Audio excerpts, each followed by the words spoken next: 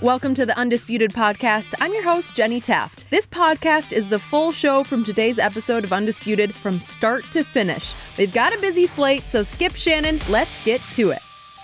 Welcome to Undisputed. We are live from Los Angeles. I'm Jenny Taft here with Skip Bayless, Shannon Sharpe. Morning, guys. Hi, Jenny. Monday. How we doing? I hate to be the bearer of bad tidings, but I don't know. He keeps telling me he's going to win all those cases of Diet Dewback, and he lost another one on Friday night. I think we're up to 5 since you cleared the decks and quote-unquote paid off. Not today, Skip. Yeah. No. Bad weekend. Bad weekend? Stop gloating. I'm not gloating. Why you can't be I'm pointing out. I'm not gloating. Why you can't be a gracious and humble winner? Why you can't do that? Why is that so hard for you? I was trying to say that I pity you. I was trying. I don't need no I don't know if that's good. Okay. How are you, Shannon? I'm surprised you We got showed a up bet tonight, today. though, right? Yeah. We got a bet tonight? That he's going to score 40? We'll see. We're going to talk Past about Jordan? We'll see. Okay. We have a lot to get to on today's show. Is Kyler Murray definitely going number 1? And then how much pressure is Walk It to him Wentz now under in Philadelphia? Uh-oh. That's his guy. But we're going to start with the Lakers. They have dug themselves a huge hole and currently have their worst odds all season of making the playoffs. The Lakers lost on Friday to the Bucks, who have the best record in the NBA. Okay, that one's fine. Then they lost on Saturday to the Suns, who have the worst record in the NBA. You know they lost. They lost to the Suns? It wasn't pretty. LA is now 4.5 games behind the 8th seed with only 19 games left. Let's take a listen to Kyle Kuzma and LeBron after their loss. We can't keep looking at the standings. The standings are going to be what they are no matter what. No matter if you win or lose, you can't. I've never been one to kind of look at the standings. I mean, you've known me for a while. So you just got to go out and do your job and try to do it at a high level throughout 48 minutes and then see what happens at the end of that. So you can't focus on the standings because they shift and move so much throughout the course of the season. How do you guys turn this around? I'm honestly not even sure. You know, obviously something wrong with this team, and, you know, it's up to us to try to fix it, but not really sure right now. All right, Kuzma said something's wrong. So, Shannon, what is wrong with the Lakers? The one thing that the Lakers do consistently is not play defense. That's it. They don't shoot the ball well. They shoot the ball well at times. They rebound the ball well at times. The one thing they do consistently is play little to no defense, and therein lies the problem. If you look at it, they're allowing 33 points per game in first quarter scoring skill. They're 27th in defensive rating since LeBron has been back. Now they're second in first quarter scoring. Yep. That small lineup, Skip, that small lineup with Rajon Rondo and Reggie Bullock, it will only work if Rondo is knocking down open shots. And I said this, it worked really well because I think that's the lineup they went with against New Orleans. And he was hitting those shots. Remember, he hit I think he was 3 of 3 from the three-point line, made a lot of open shots. But I said now, if he doesn't hit those shots, because they're so small, they're going to get killed on the glass. He hit him Friday. He was really good Friday night. Minus 13, minus 11 on the boards. Skip, you can't win like that. And Skip, I'm watching the game. Look, you lose to Milwaukee. You had Milwaukee. You lose to Milwaukee. That's nothing. They're the best team in the NBA as far as record-wise. Yep. You can't lose to Phoenix. Phoenix is a team, and we played when I was in the NFL, Skip. There were teams that you play. They were losing. They were struggling. All you needed to do was give them a reason to go ahead and shut it down. Phoenix, all you have to do is just give them a reason. Oh, it's going to be one of those nights. Okay, we good. But now the first quarter, they're up at 10 points one point in time, and I think they close out the quarter, they're up like 5 or 6 points. I'm like, oh, we can beat this team. So now they're going to start playing defensively. Skip, you had the lead with about 2 minutes to go in the ball game against Milwaukee, and they go on a 15-2 run. They don't know. Watch it Saturday night, Skip. Okay, in the pick and roll, that's always been their Achilles heel. Are we going to show? Are we going to trap? What are we going to do? Okay, they get in the pick and roll. JaVale McGee should show on Book. What does he do? He sinks back. Book gets a wide open 15-footer. LeBron's like, JaVale, push up to him. And that's the thing, Skip. They're just so consistent consistently bad on the defensive end. And you look at the last 5 minutes of Saturday, Skip, they're digging in, they're rotating multiples. And then all of a sudden, a long rebound comes off. DeAndre Ayton gets the ball, splits Kuzma and Ingram, and goes and gets a dunk. Well, that was earlier.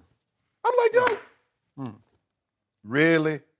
Really, Skip Bayless? And then you go, I know you go, oh, the king should have closed. Wait, I haven't spoken a word. I'm just saying, because I know you.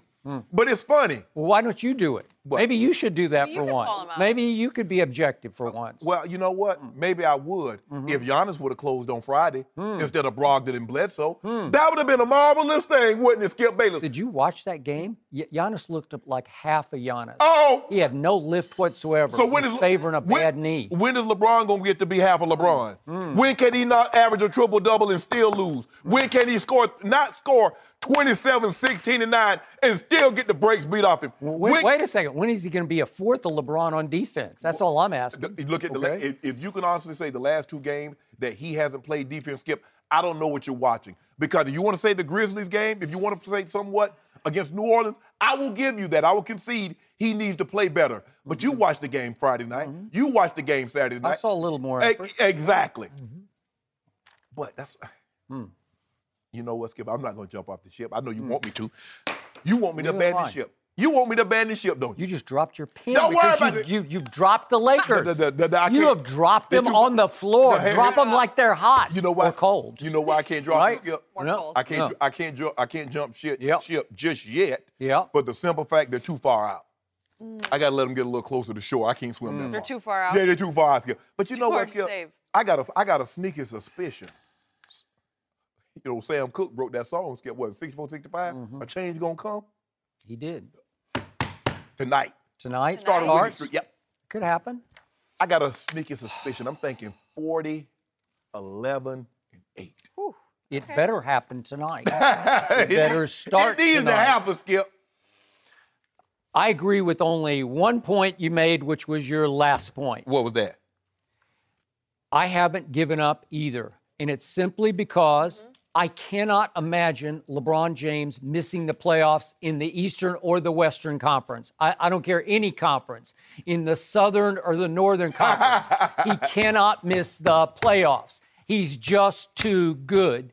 This team is still deep enough, and he is still good enough in his 16th season. There's got to be a way they get hot and get rolling and squeeze into the When? A spot. Well, better start now. We keep saying We better said start that now, Friday. better start now, Exactly. better start now.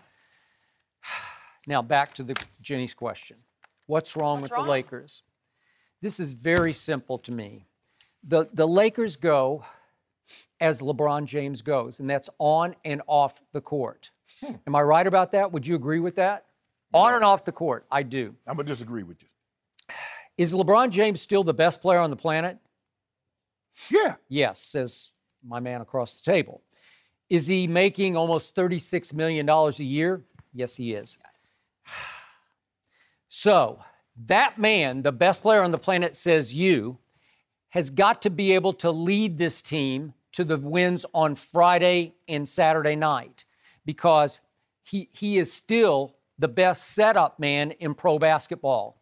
He is still not the closer this team needs. The kids aren't old enough to be the closer now. He needed somebody to close those games except him, and it was up to him at this point in the season, now that we're into March, to close those games. LeBron opened the door in both games. He could not close the door either time.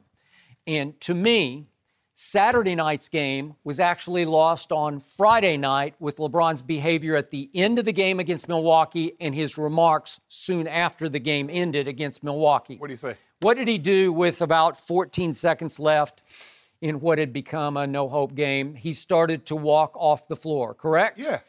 You ever seen LeBron do that before? I haven't.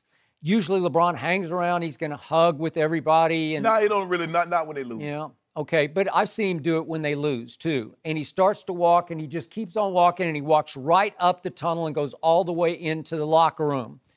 To me, your message that you're sending is, don't associate me with that mess out there.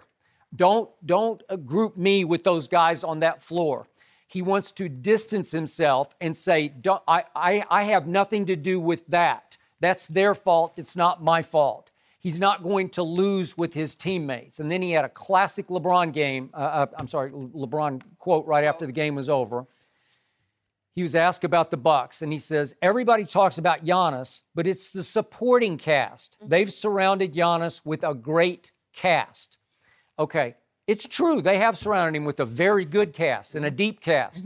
You can't say that at that point in the season because you've just tried to send out half of your team to New Orleans for Anthony Davis, and you can't just, again, dismiss them as, but again, through the back door by saying, well, Giannis has a great supporting cast, but I don't, because that's the message you cannot send this late in the season, because you're going to tell them they ain't nothing. Right? Skip, I agree. It was a bad look. It was a very bad look for him to walk off the court with that much time. If it was 2 seconds, Skip, I get it. 14 seconds, that's unacceptable. Yep. I'll give you this also. He should not have said that. Even though it's true, they have surrounded, because this is what LeBron is used to playing with, Skip. Snipers on the edge. You double down on me. I kick to Middleton. I'll kick to Brogdon. I'll kick to those marksmen, three-point shooters. This is really not a great team that's surrounding him because they don't fit what LeBron does really well. But you can't say it. You can't say it. You're right. And those pieces around Giannis are little big pieces. They weren't top of the draft guys. I know Bledsoe was drafted, but he's bounced around. Right. He's found a home. He found a home. He found a home, and he got a new deal on Friday. Yeah. But Brogdon was down the list. They weren't. Brogdon was Rookie of the Year, Skip. Okay, but he was second-round pick. Second-round pick. And Chris Middleton, now he made the All-Star team. Was he highly regarded coming out of Texas A&M? No. Right. Okay, so they've scored with little big pieces that fit around Giannis, right? So let's go back to Friday night. With 3 minutes and 11 seconds left in that game, LeBron James did something that he doesn't always do, and I was highly impressed. They left him wide open for a three, and he absolutely ripped it. And that put the Lakers up 2. That was 118-116. Now you got 3:11 left. So it's not time to close yet, but you've put them in position. You've set them up to close. Correct. And then what happens? Giannis on the other end, he charges. He gets an offensive foul. Right. So now you've got the ball back with a 2-point lead with 3 minutes or so to go, right? Correct. That's big advantage LeBron at Staples. Yeah, you're up 2 and you have the ball. Okay? You should be able to figure this one out from this point forward, and I fully expected that they would. Yes. And they come down, and Rondo tries to connect with LeBron on a pass that I don't know what it was, like LeBron breaks down the lane, and Rondo leads him, and they're just not on the same page. And then they're scowling at each other like, it's your fault. No, it's your fault. Because you know why, Skip? Yeah. At that point of the game, that's too risky of a play to try and make. If you want to try that play in the first quarter, no problem. Okay. But not at this juncture of the game. Okay, so you give them back a possession, and they go down and score. And then you come back, and LeBron gets an offensive foul. Again, he's trying hard, but he gets an offensive foul. And I got to tell you, less and less he's getting any respect from the referees these days. He just doesn't get a lot. And you saw that Saturday night, didn't you? Yeah, I did see that. And all of a sudden, the Bucks from that point on, from that 3-point shot, the wide open one that LeBron made, they go on a 15-2 run to close the game. And the next basket LeBron scores is with 23 seconds left. They just let him lay it up. Okay? And then comes the walk-off. Okay, not good enough. Something went completely haywire there where is it LeBron's fault? It's 50% his fault. Is it Rondo's fault? Where's Kuzma? Where's Ingram? LeBron did miss 2 threes down the stretch, but again, it's fading. But again, the defense. Remember, Skip, Brogdon had 2 and 1s. Okay. Not Brogdon. Bledsoe had 2 and 1s. He did. Brogdon hit a big 3 off of a turnover. Okay. And the thing also, Skip, is that here's the thing. LeBron James is going to have to take, and I know this is against his DNA, this is against everything that he believes in, because he's more willing to pass the ball than to shoot. But what we've seen, 16 assists is not enough. It's not. He needs to be James Harden. Okay. James Harden to get you 50 I agree. and 11 and 12 assists. Which brings us to Saturday night. Now, everybody's kind of off kilter because LeBron's taking a shot at the team and they're not sure they want to show up, but they need their leader to come out and just step on the Suns' neck in the first quarter. I'll give you that. No. It's 33-26 Phoenix after one quarter. And to your point, the home team is saying, wait a second. We got this. Yeah. So what's the new defensive strategy on LeBron James on Saturday night? They go with Ayton, a rookie, 7 foot tall, on LeBron much of the game. Out on the top, top of the circle. Yes! He's just out there doing this. There was a time in this man's career, LeBron James' career, where he would take one look at that and say, seriously? Yes. You're going to do that to me? A rookie 7-footer? He's supposed to look at the coach. Oh, y'all going to disrespect me like that? Seriously? Okay. He would be licking chops. Yes. He would be saying, watch this. Because he'd have him on a string the whole night. Back and forth, and he'd either shoot step-back threes or he would just go. He'd blow right by him, and he'd get a lot of wide-open dunks. Yeah. Because Ayton can't backpedal with LeBron's charge, right? No. Come on. So I kept saying, just attack him. Just go. Just go. You do this. They're begging you. They're daring you. Right. You do this. Nope. And all of a sudden, I look up, and with 9:44 left in the basketball game, the Phoenix Suns are up by 19 points. And finally, LeBron says, okay, I've had enough of this. And he goes into setup man mode, and they start to attack. All over the floor, they're attacking on offense, and I give you this on defense. He started to play hard on defense. He was starting to disrupt. So, way to go, LeBron. And they cut it down. They got it to 3. Yep. They got it all the way 3, and then it's at 5. And then finally, it's still a 5-point game. And LeBron, with what time was it? He dunked, so that cut it to 3. So he drove on 8, and this is before he missed the 2 free throws. Right. And that's the first time all night I said, way to go, LeBron, if we could see this play. He drove it on 8, and this is the first time I saw him actually just attack him. He goes right by him, and Ayton had no choice but to foul him. You got to foul him, right? Right. So he goes to the free throw line, and I've never loved him as a late game clutch free throw shooter, and he LeBricked both the free throws. Yeah. And it took all the life out of the comeback. It's just like, that's it, we're done. And yet that was the first time all night I saw him actually attack Ayton. Skip, I tweeted in the first. I was like, LeBron, it's not good enough for you to just stand around on the perimeter and try to set guys up. Just go. You remember, Skip, he would always call the pick to be in the pick and roll to get your big guy or to get your or to get Steph Curry or someone like that so he can take advantage of it. Yep. You're doing them a favor if you let 7'1" DeAndre Ayton guard you on the perimeter. Yep. Get the ball, put your head down, get him in foul trouble, but get to the basket. He could have eliminated him by halftime. He would have fouled him out. And here's another problem that you have when you go small lineup. You're asking Kyle Kuzma to guard their best. He had to guard Giannis, and he did a fairly good job on Giannis on Friday night. But then you put him on 7'1" DeAndre Ayton.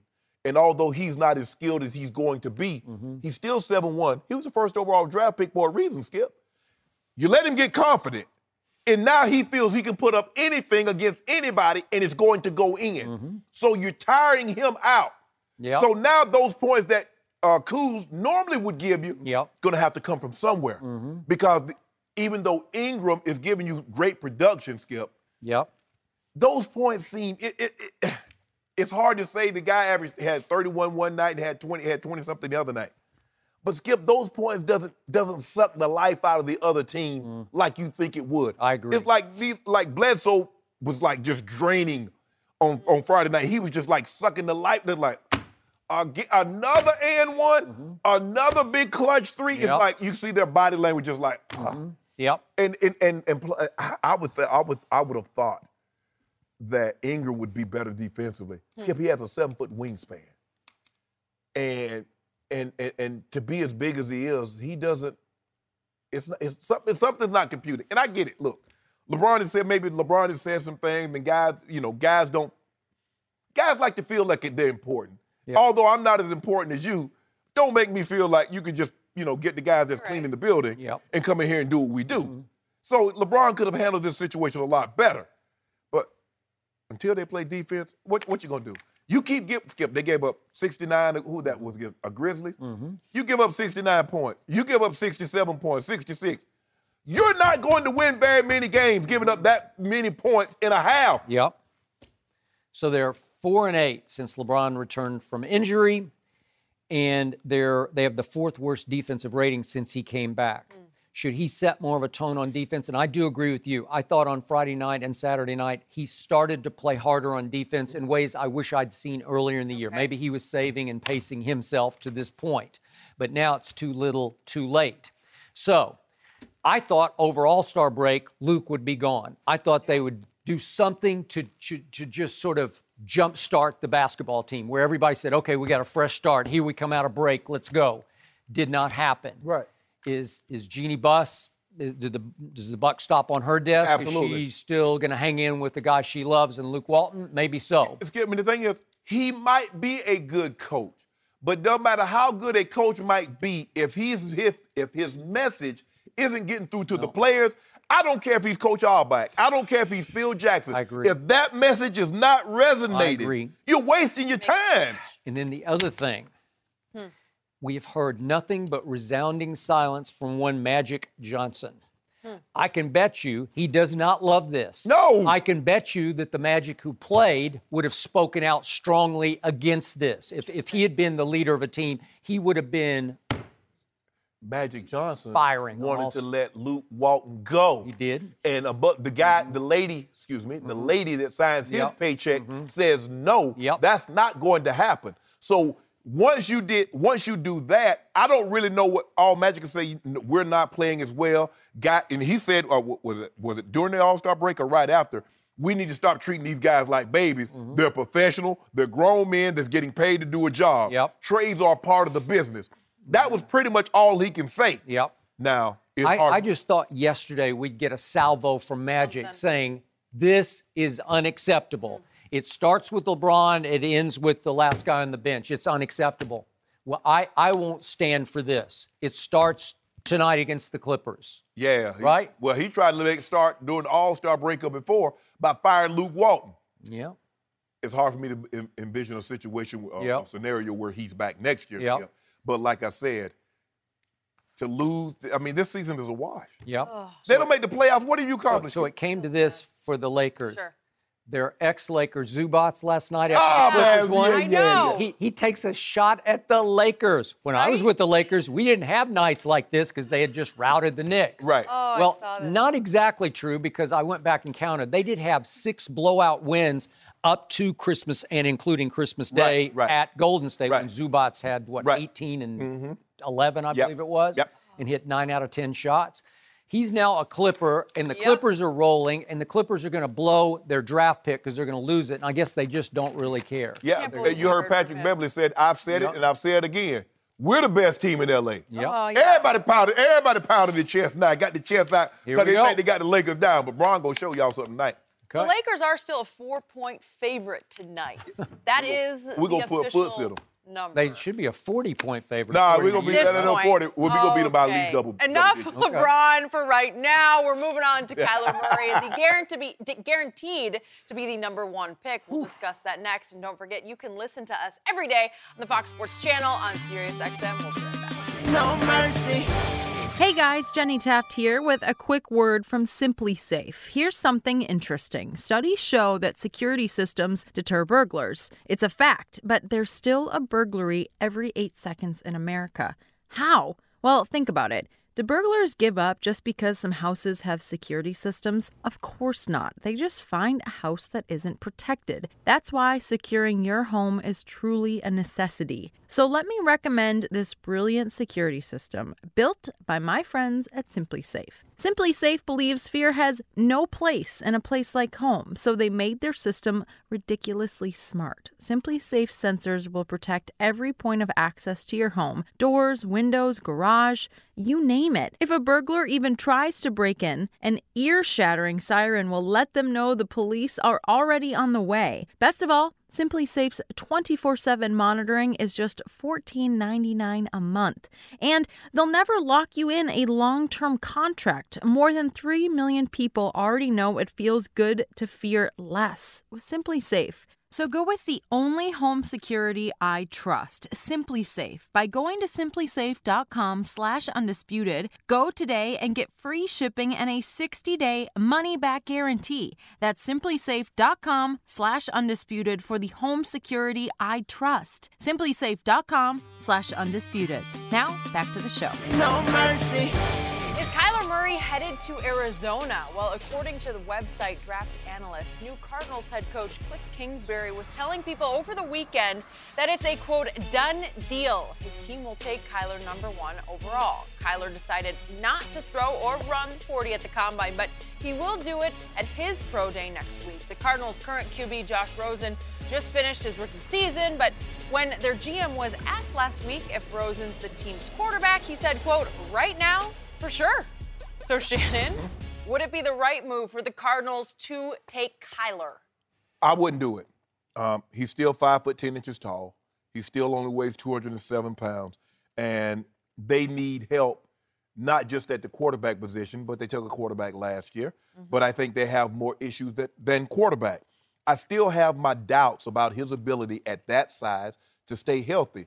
Plus the fact all the other quarterbacks that have had success at that size or close proximity to that size were 3-4-year starters. Drew Brees was a 3-year starter at Purdue. Russell Wilson was a 4-year starter at NC State and Wisconsin. And he started 17 games. Okay. So I still have my doubts. Now, what happens at 5'10", 207 pounds? He gets behind a bad offensive line, which Arizona possesses. Now, Oklahoma was voted best offensive line in all of college football. Good O-line, yeah. Okay. Then what? Now, on the flip side, Skip, I get why they're doing it.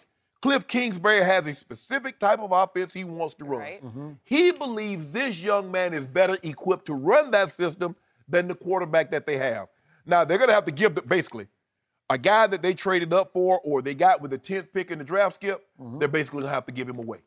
Because why would I give, it's like, if you have a yard sale, you tell me I'm moving. Yeah. And everything must go. And I go, I said, you know what? I would like that chair. I'll give you, how much is the chair? $200. No, I'll give you $50. Now, you can either sell it to me for $50 or you can pack it with you and move across country. But you said everything must go. It's good, yeah. Well, Skip, Changes why would I things. give you anything other than a 4th-round pick for Josh Rosen when I know you want to clear the decks? Because if you keep him on the roster, he's going to be out there with his lips stuck out all the time. So you're going to be stumbling over lips. So I know you got to get rid of him. But, Skip, I wouldn't do it. I understand Kingsbury. It seems like Kime, the general manager, he's on firm footing. Cliff Kingsbury, it's hard for me to imagine a situation where they fire a second head coach after his first year. Maybe. Who knows? But, Skip, I wouldn't do it for the simple fact he's 5'10", 207 pounds, and I believe they have more issues than at the quarterback position. But I totally understand why Cliff Kingsbury and they're going to make, if they make this. Now, it's just hard for me to believe that people are talking about who they're going to take in the beginning of March, and the draft is still 2 months away. Yeah. That could be a smokescreen. But Cliff Kingsbury did say when they were getting ready to play them, if I had the #1 draft pick, I would select this young man. Well, he's going to get an opportunity possibly to put that to test. Interesting. What do you think, Skip? I respect your opinion on this. Everything you just uttered came from conventional wisdom. Everything you just said is tried and true in the NFL. It's been proven to be accurate when evaluating quarterbacks until now. If I had that pick, I'd be running up to the platform already to turn it in. I'd say You'd be ready? It's over. I want that guy. Oh, you'd be going to Nashville already, huh? I'd be there saying, "Where's the podium? I got to good. go up and hand it in. Where's the commissioner?" Patiently. This kid is going to shatter all those molds. And you're right, those are the molds, and he's going to shatter them. This kid, the height is irrelevant for him. I did care about his hand size, and his hands are bigger than Patrick Mahomes' hands. This kid has a lot of Mahomes in him. He might not have as much sort of hot doggy, I'm going to throw it, no look kind of passes, but he will make athletic plays like Mahomes does. They're going to make you say, wow. Yeah, he can throw on I'm the not move. sure I saw that before. So to me, I started saying, if you recall, soon after Cliff Kingsbury was hired there, shockingly, on January the 8th, that Cliff Kingsbury has to take Kyler Murray. And all of a sudden, everybody laughed at it and scoffed at it, and they shot it down. And now everybody's saying it's a runaway train. They are going to take Kyler Murray.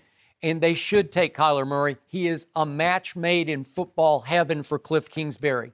You couldn't pick a better head coach for him. You could pick better places to start than Arizona because I agree with you. The cupboard is kind of bare. Yes. Yeah. I don't love what I see there. I look at receiver, and you still got Larry Fitzgerald. He's going to come back for one last hurrah. That would help Kyler Murray. Right. But is he Larry Fitz that we used to know and love? No, he's not. He's not. Do I like Christian Kirk? Yeah, I like him coming out of the slot. Would that be a nice connection for? Yeah, it might be. David Johnson, I think that would help a lot. And then after that, not much there. Offensive line is terrible. Yep. And your man Vance Joseph is now the defensive coordinator. Is that what he was born to do? Is run a defense as opposed to run a football team in Denver? I don't know. Maybe. But here's the bigger point. Kyler Murray is way, way, way, way, way better than Josh Rosen. It's like shockingly better.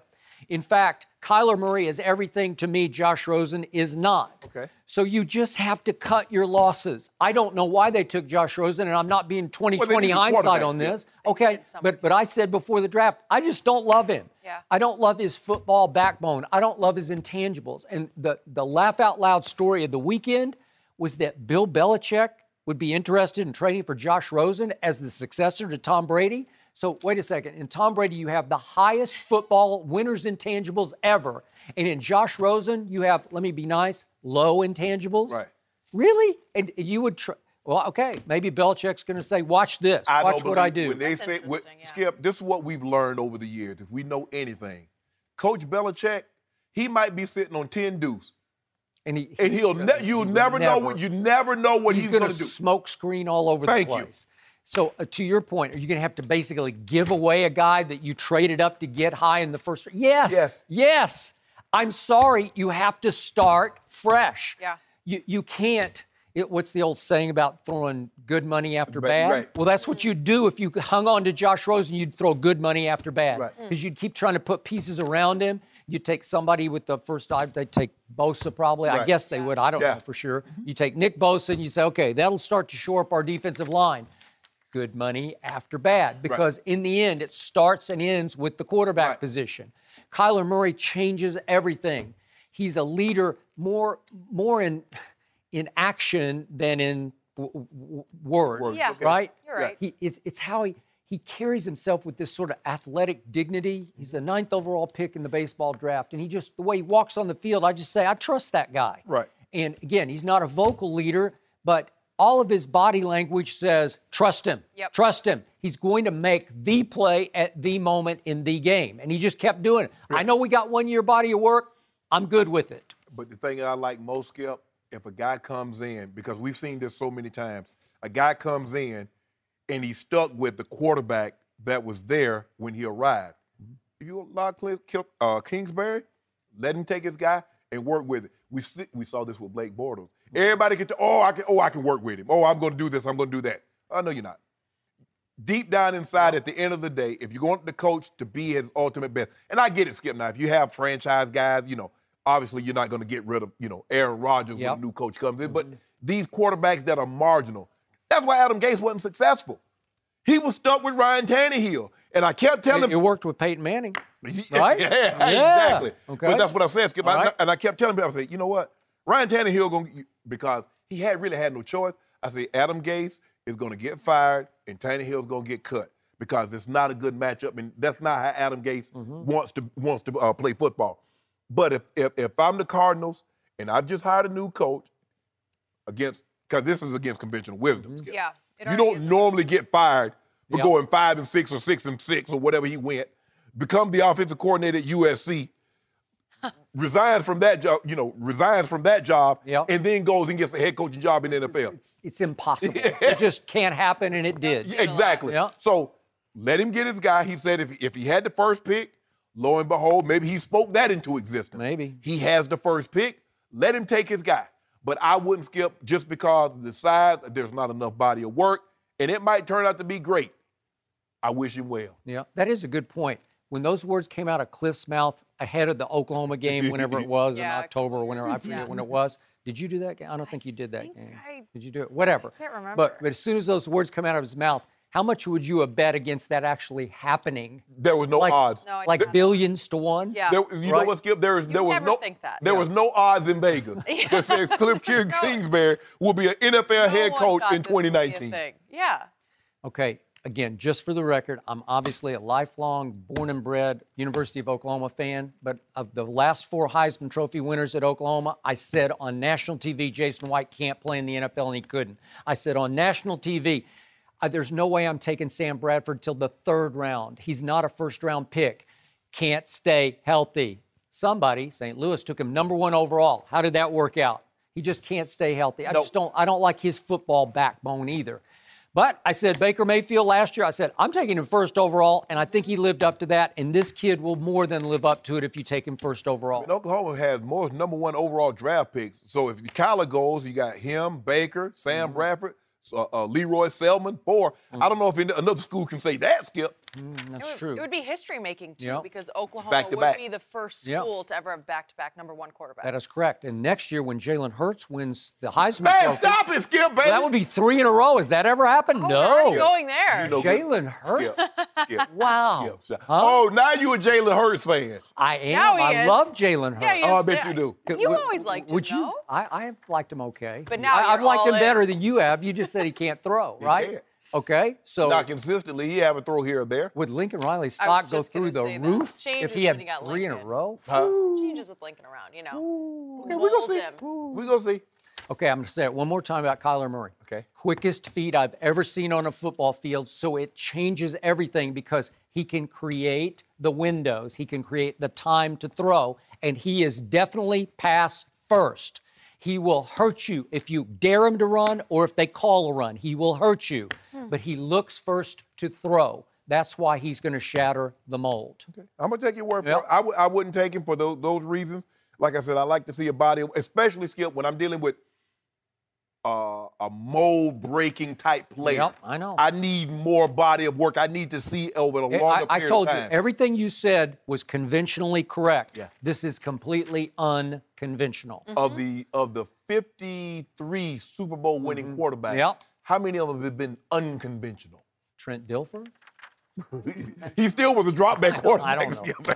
He still was a drop back quarterback. Yeah. I don't know. Taking Cliff was kind of unconventional, too. So at this point, you might as well just Yeah, mix it up yeah, you and might as well. try anything. If that's what he wants, I mean, they're going to give it a go. No mercy. Tax season can be daunting, but with TurboTax Live, a real licensed tax professional is invested in your success. Their CPAs and EAs on demand bring years of experience to your tax returns. In addition to answering your questions, guiding you through the process, and maximizing your refund, their tax pros can review your return before you file. TurboTax Live with CPAs and EAs on demand. See details at turbotax.com. No mercy.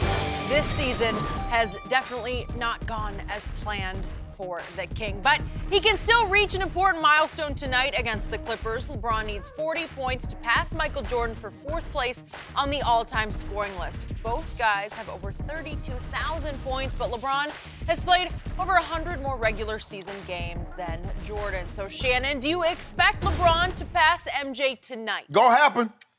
Yep, been waiting on it all year long. has. Both had been happening. has been Had he not gotten hurt, it would have happened months ago.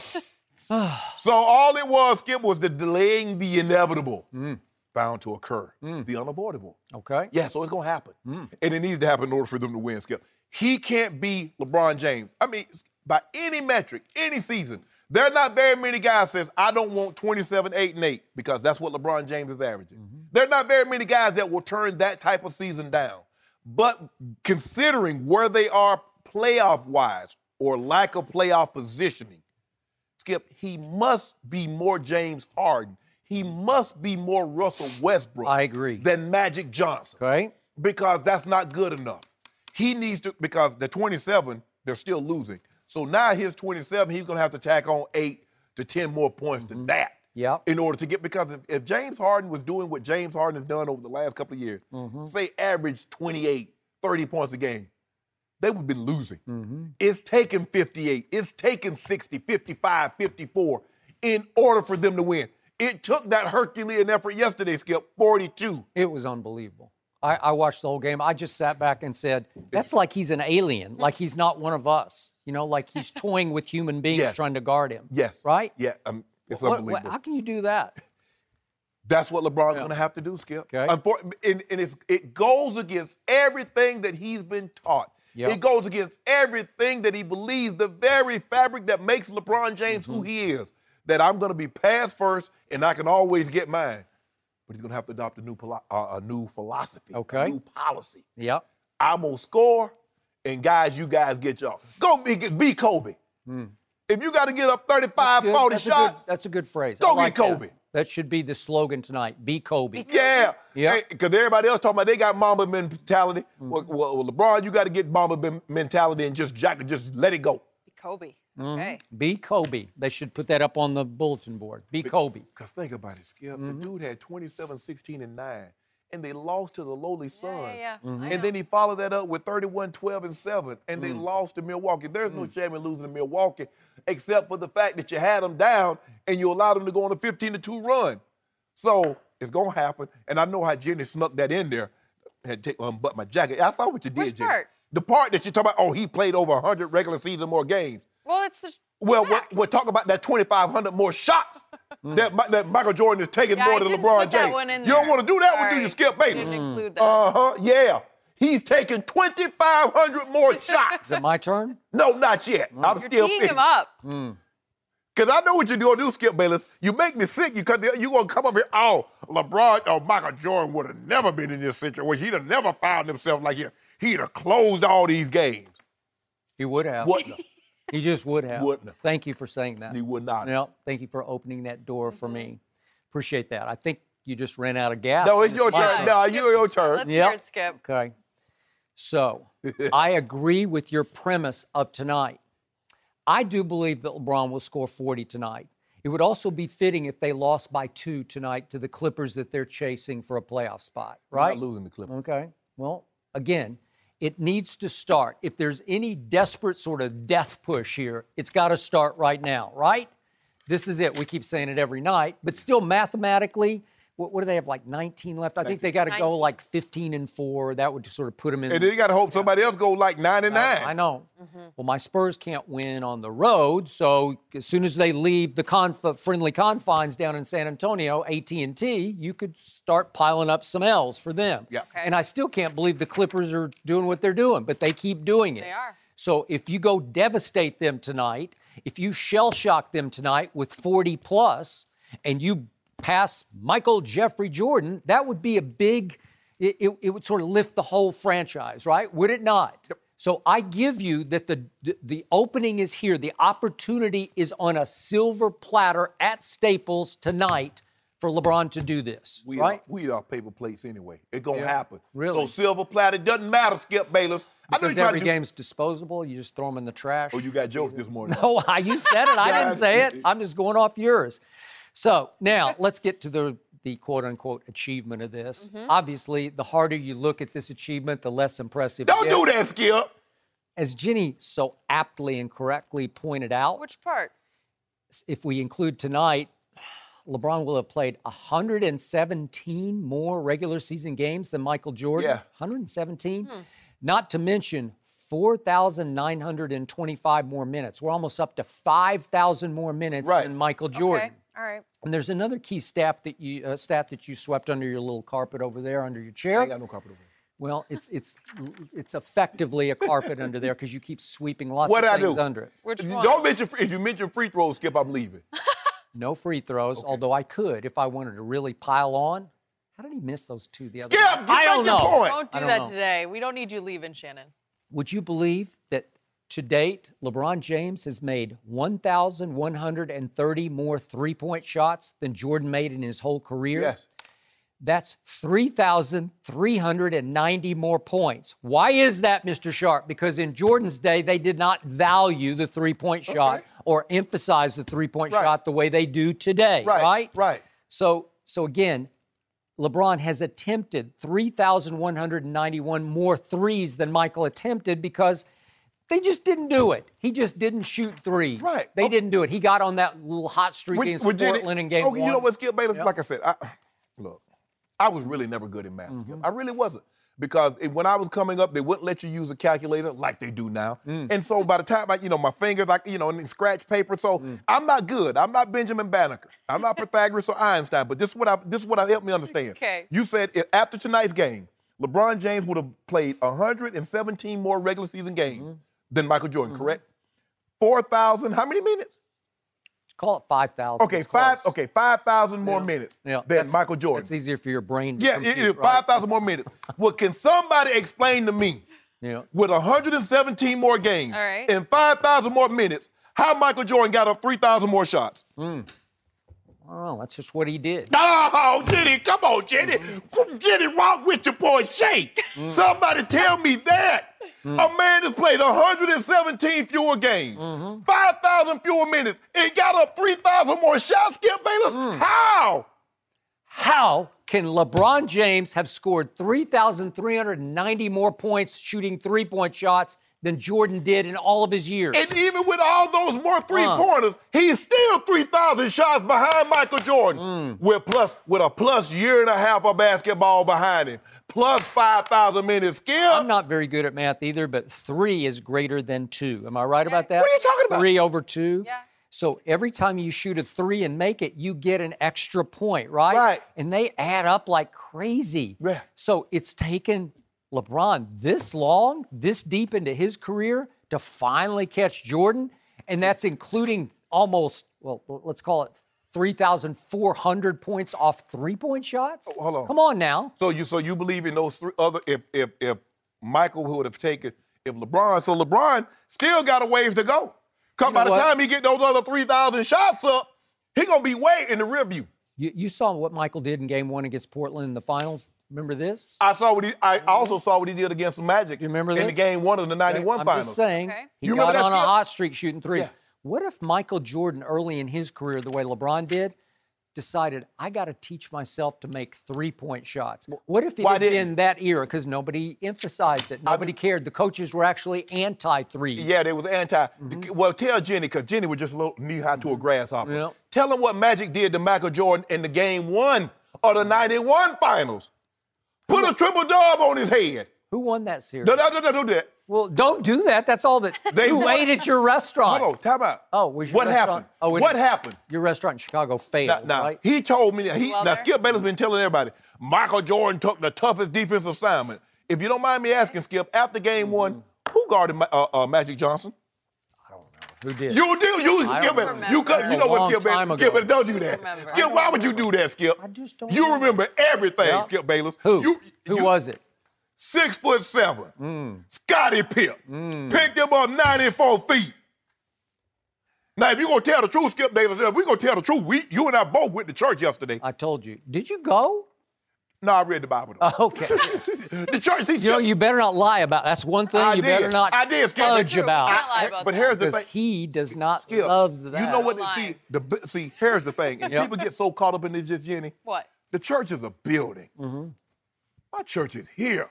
Oh, I don't need to okay. go to a building. Boy, this That just was went. beautiful. This went deep. That's what I do, Skip Bayless. That's what my granny I'm told me. fine with that. But anyway, But I did go to church yesterday. I know you did. But God is okay, well, good. I did. He's not gonna lie You went to church, so you can't lie. Well, Tell me how, with 117 fewer games and 5,000 fewer minutes, Michael Jordan was able to get up 3,000 more shots. Jenny. It's a lot of shots. well, he's a scorer. He led the league in scoring 10 times. LeBron led it 1 time. But hold on. How can a guy be about to pass the guy, and LeBron is not known as a scorer? He's known as a facilitator. Yep. So, Magic Johnson not in the top 10 in scoring. Yeah. He about to be in the fight, about to kick him out. So this is a longevity achievement. Don't he do that. just lasted longer, right? He took better care of himself. Than, Go past Kobe. Yeah. Go past Kobe in year 17 when it took Kobe 20 years to get that.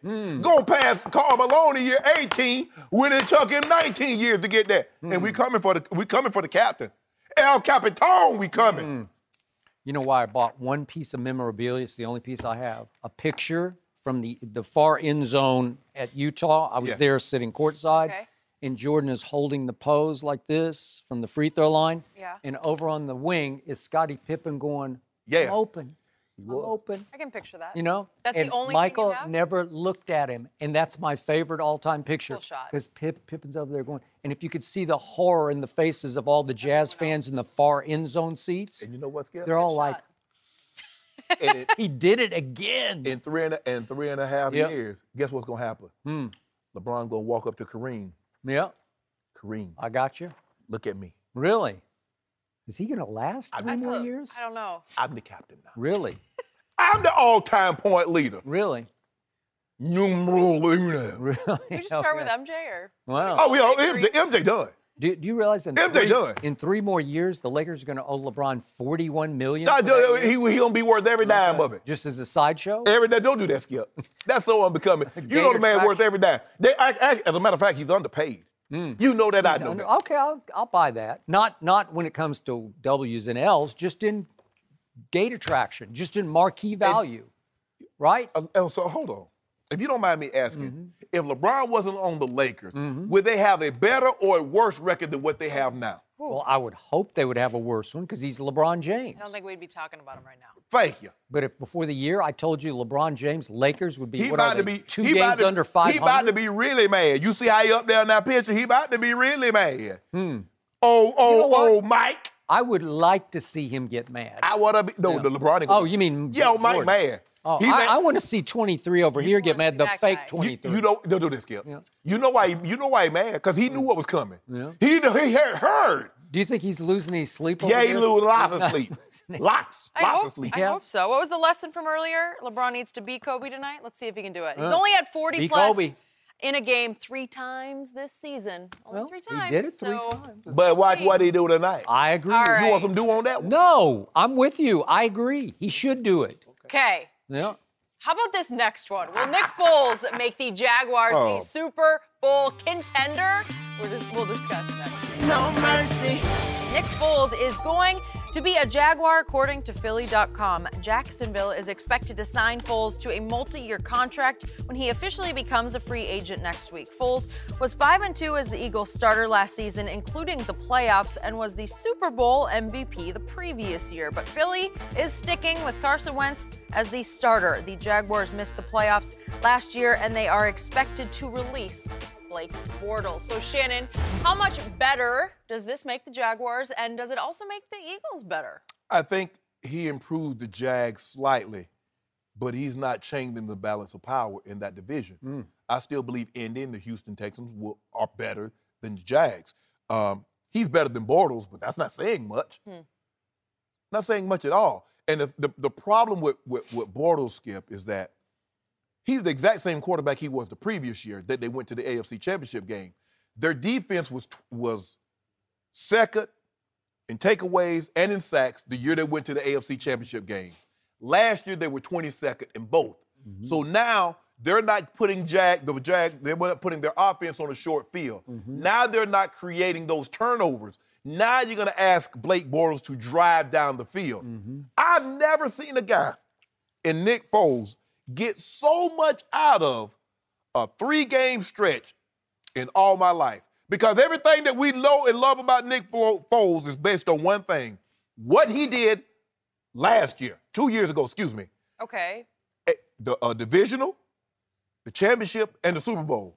But you know that wasn't his first year, right, Jenny? Yeah, I know. Okay, Wait, I'm just checking. He came in the league in 2012. Wait, what about been around. last year?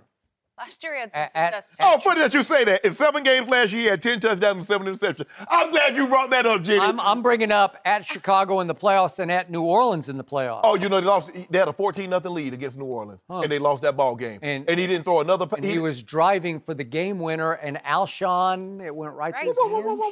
Yeah. Wow. All I'm saying in regular season and post. So given with all of that, with the interception, he still had 10 touchdowns and 7 interceptions in 7 games. Eagles average scoring 22 points a game in his starts. And y'all hooping up and down for that. Y'all throwing ticker tape parades. Now Jacksonville about to close the schools down and let the kids out so they can welcome Nick Foles. Really, Skip? You know, they should do that. They should not That's a do good that. idea. I'm glad you brought it up. For the Eagles, this is great because you don't want your young quarterback looking over his shoulder.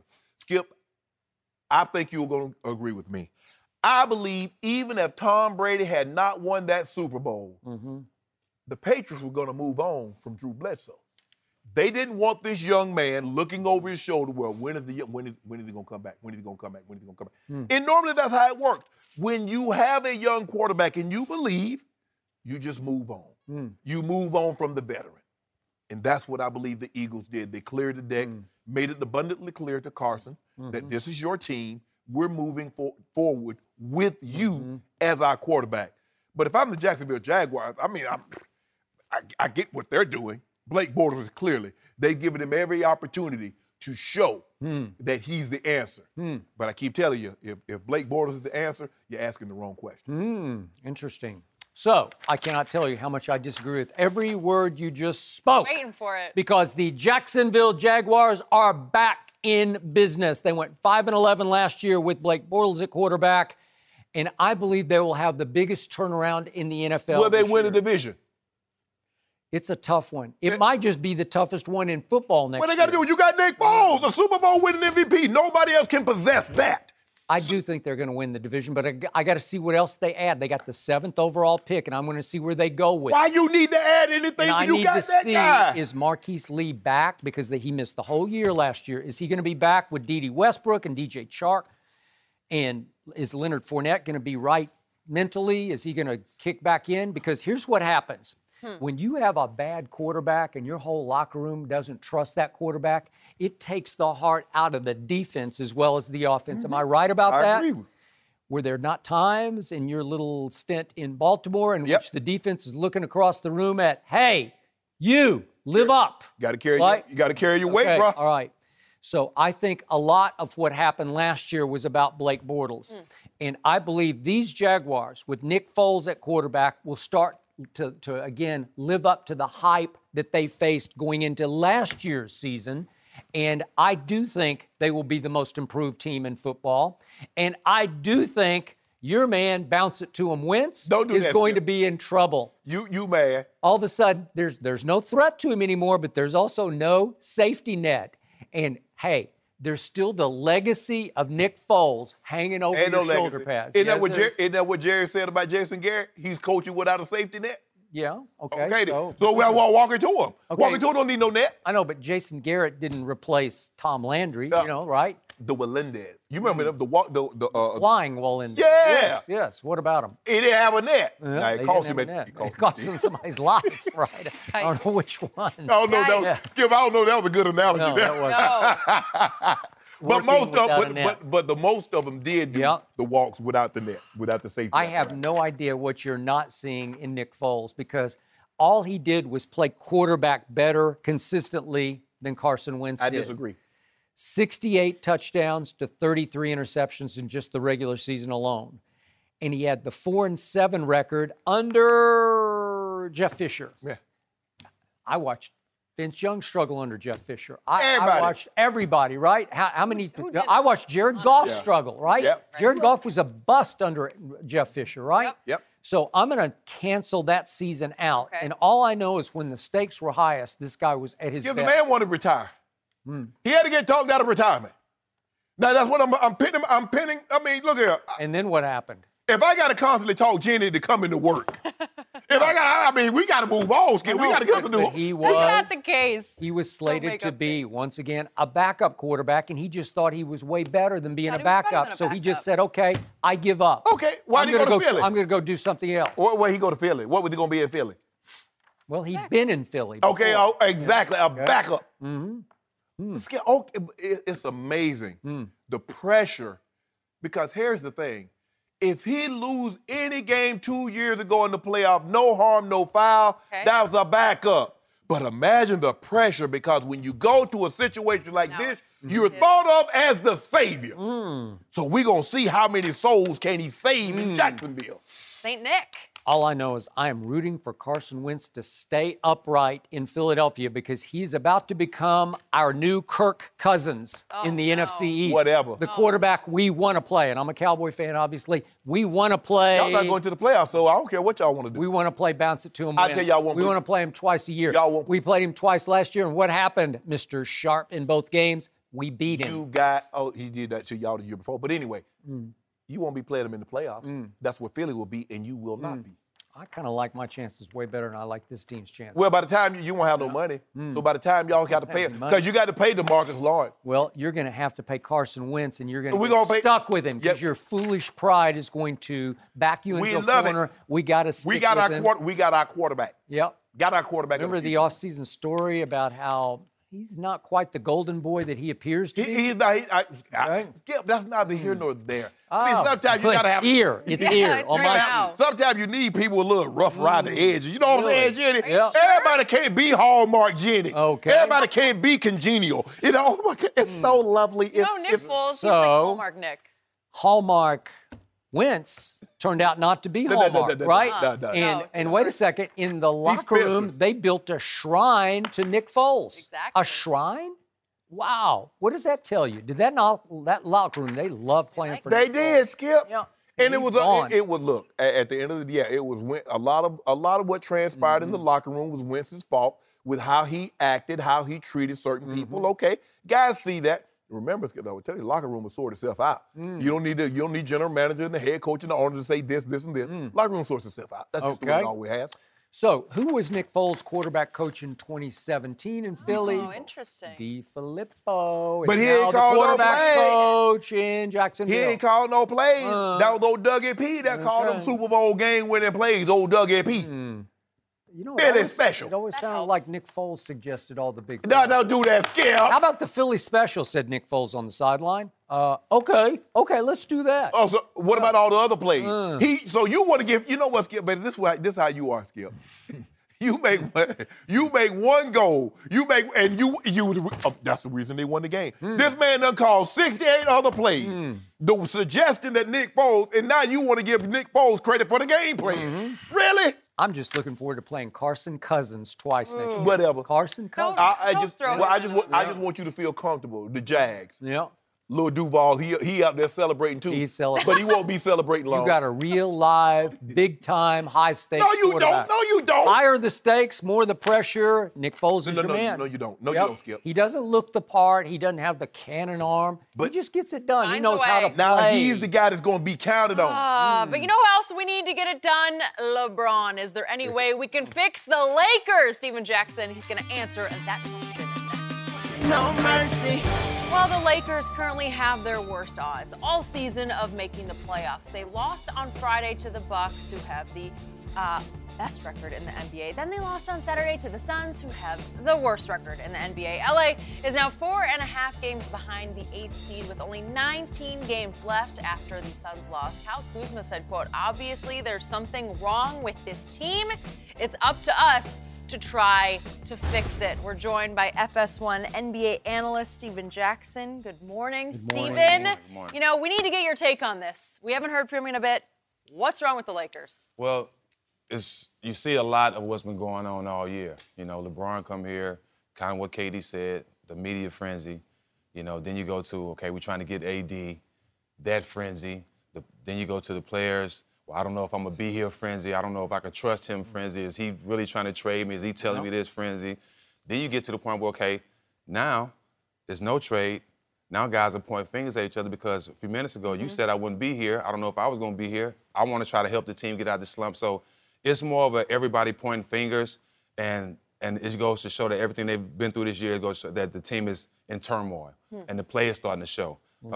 You can tell they're not on the same page when LeBron is throwing the ball out and is hitting the back. He don't do stuff like that. Right. Yeah. So it's frustration. So it's even starting to take a toll on the best player in the world. Or just a lack of focus? No, it's frustration, Phil. It's frustration, Skip, because it's finally starting to, it's taking toll on him now.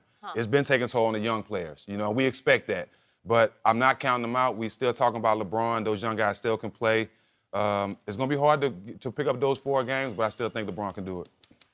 I think the biggest thing I see is defensively. You can't keep giving up 33 points in the first quarter, giving up 64 points at the half.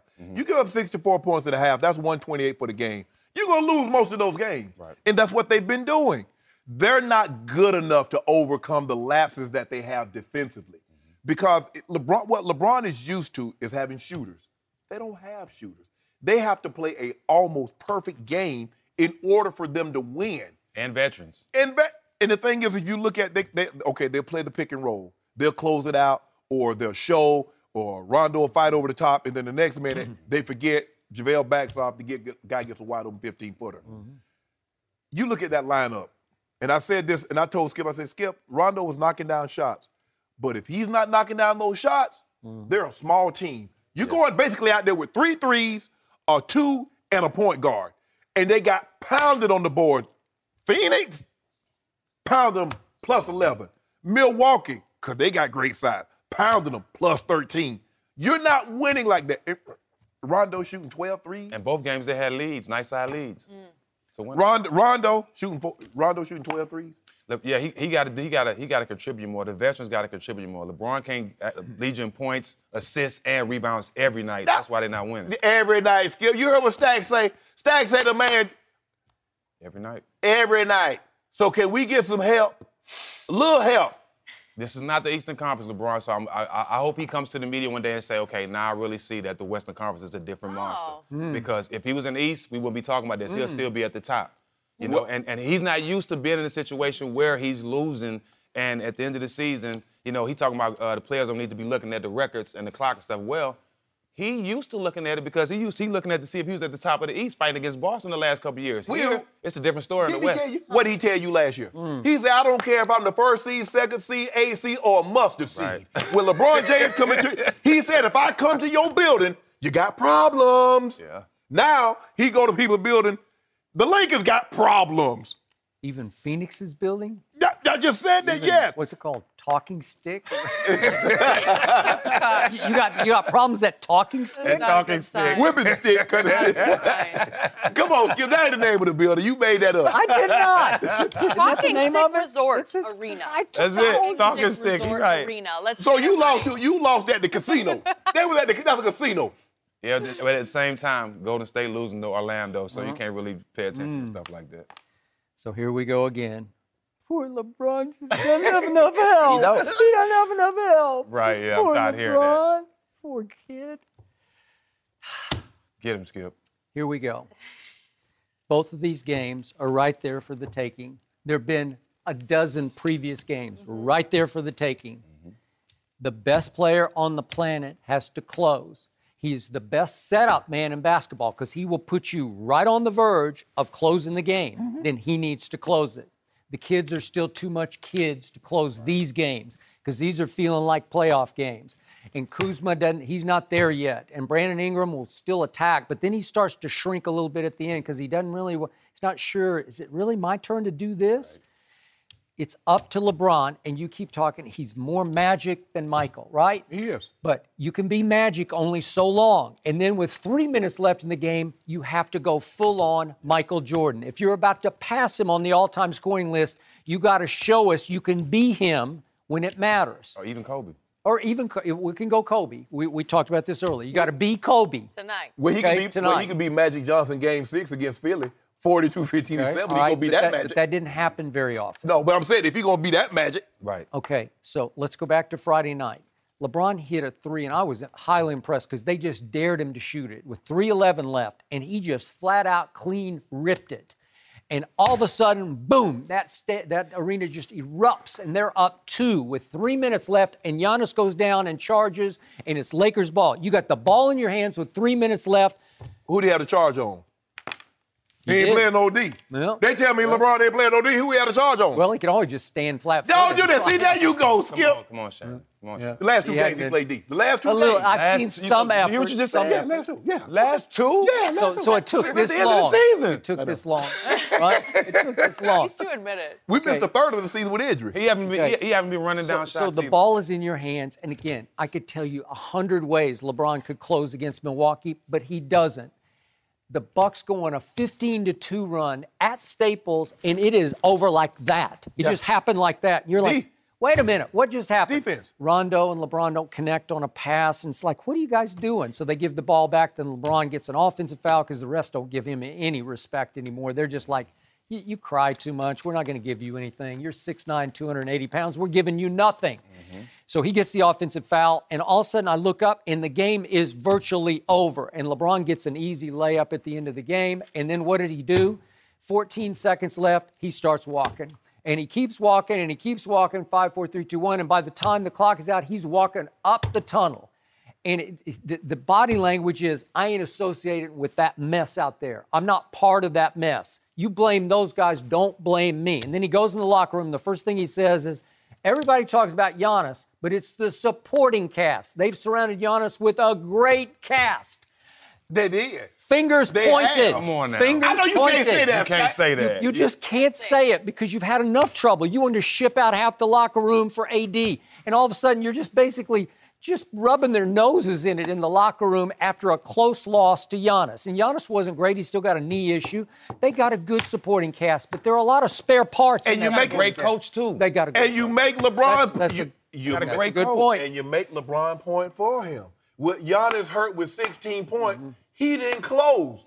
Brogdon got Bledsoe got 2 and 1. He had 30. Brogdon knocked down 3 in the corner. Big. You see That was after the turnover on the inbounds by KCP. They just fell all apart. What is KCP doing? They got 3 guys around LeBron, and he still try to throw it to him. But with all that's going on, with all the players not understanding where they roles or if they can take a shot, if they can overstep LeBron, with all that's going on, what is Luke Walton doing to keep the peace in his locker room? Nothing.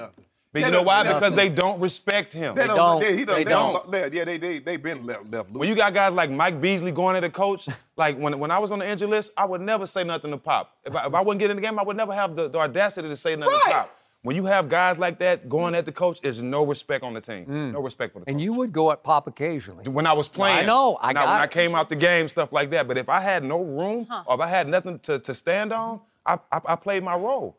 You know, and I would never try to show up Greg Popovich. It's always something that I feel I was right, but at the end of the day, he's the coach. Right. They just showing Luke up. Even in the media, they was talking about it. Wow. But the thing is that when they put this team together, I say, hey, this makes no sense. I agree with that. I get all that, JaVale is a veteran and Rondo and Lance and all that. I say, but these parts don't make any sense for what LeBron is what he's had throughout the course of his career, is shooters. Yep. And he was talking about, and Skip, when you said it, I said, no, you can't say that. But he says, this is what I'm used to. What Giannis has, all these snipers around him, when he was in Miami, he had Mike Miller and Ray Allen and Chalmers and all these guys and James Jones that can knock down shots. And when I went back to Cleveland with Kevin Love and Channing Frye and JR, Kyle Korver, guys that can knock down shots, this is what I'm used to. Okay. You can't say that. Can't say that. So they cut it to 3 at Phoenix, and I keep looking up play after play after play, and DeAndre Ayton is guarding LeBron James. Help me out here. This is a 7-foot rookie guarding LeBron at the top of the circle every time because he's playing Magic Johnson. And I'm like, LeBron, just put him on a string, man. Either shoot step backs on him or just blow right by him because he can't stop you going to the basket. His feet aren't quick enough. He didn't attack him until a minute was left in the game, and he attacked and finally got fouled, and he goes right to the free throw line to cut it to 3, and he bricks both free throws. Well, okay, that's that guy. Stop looking at me. That's that guy. He's struggling. He's mentally struggling at the free throw line, and now I done tried everything. How long, though? Huh? How many years he's going to It's struggle? 3 years. Well, I mean, what the hell? Shannon, What did Kobe shoot for a career? 80s. Yeah. What did Jordan shoot for a career? High 80s. What did they shoot from the field? Over 40%. What is that? We shoot Shannon, finish. they're called free throws. Free throws. I know it. Free. But hold on. You shooting 80%, that's not 90, that's not Steph Curry, that's not KD, so they missed some, right? They missed some. You remember Kobe Bryant missed those free throws at the end of the game and lost the game? He did, okay, I'm just saying, LeBron James is struggling. Skip, there's no excuse. I offer none. But every night he's got a new routine. I'm like, just get something and stick with it. Come on. But that lets you know that Skip. I know he's got demons, man. He's trying some of everything.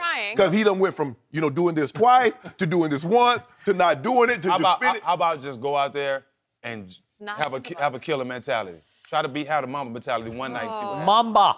He gonna go for 40 tonight. No, if he had the Mamba mentality, he'll average 40. No. Yes, he would. No. Steven, James can do it. Good to have you with us. But they play different. Good to get your take on this. You're going to be okay over there? He was staring at you the whole time.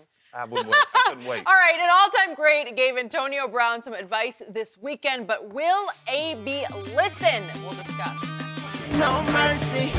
Antonio Brown told ESPN that he doesn't take any blame for his relationship with the Steelers going south. AB requested a trade from Pittsburgh, and one of the big factors appears to be Ben Roethlisberger. He said on LeBron's show, The Shop, that Ben, quote, feels like he's the owner after the QB criticized his route running. Well, Larry Fitzgerald said Saturday that AB should be careful about what he wishes for. Take a listen.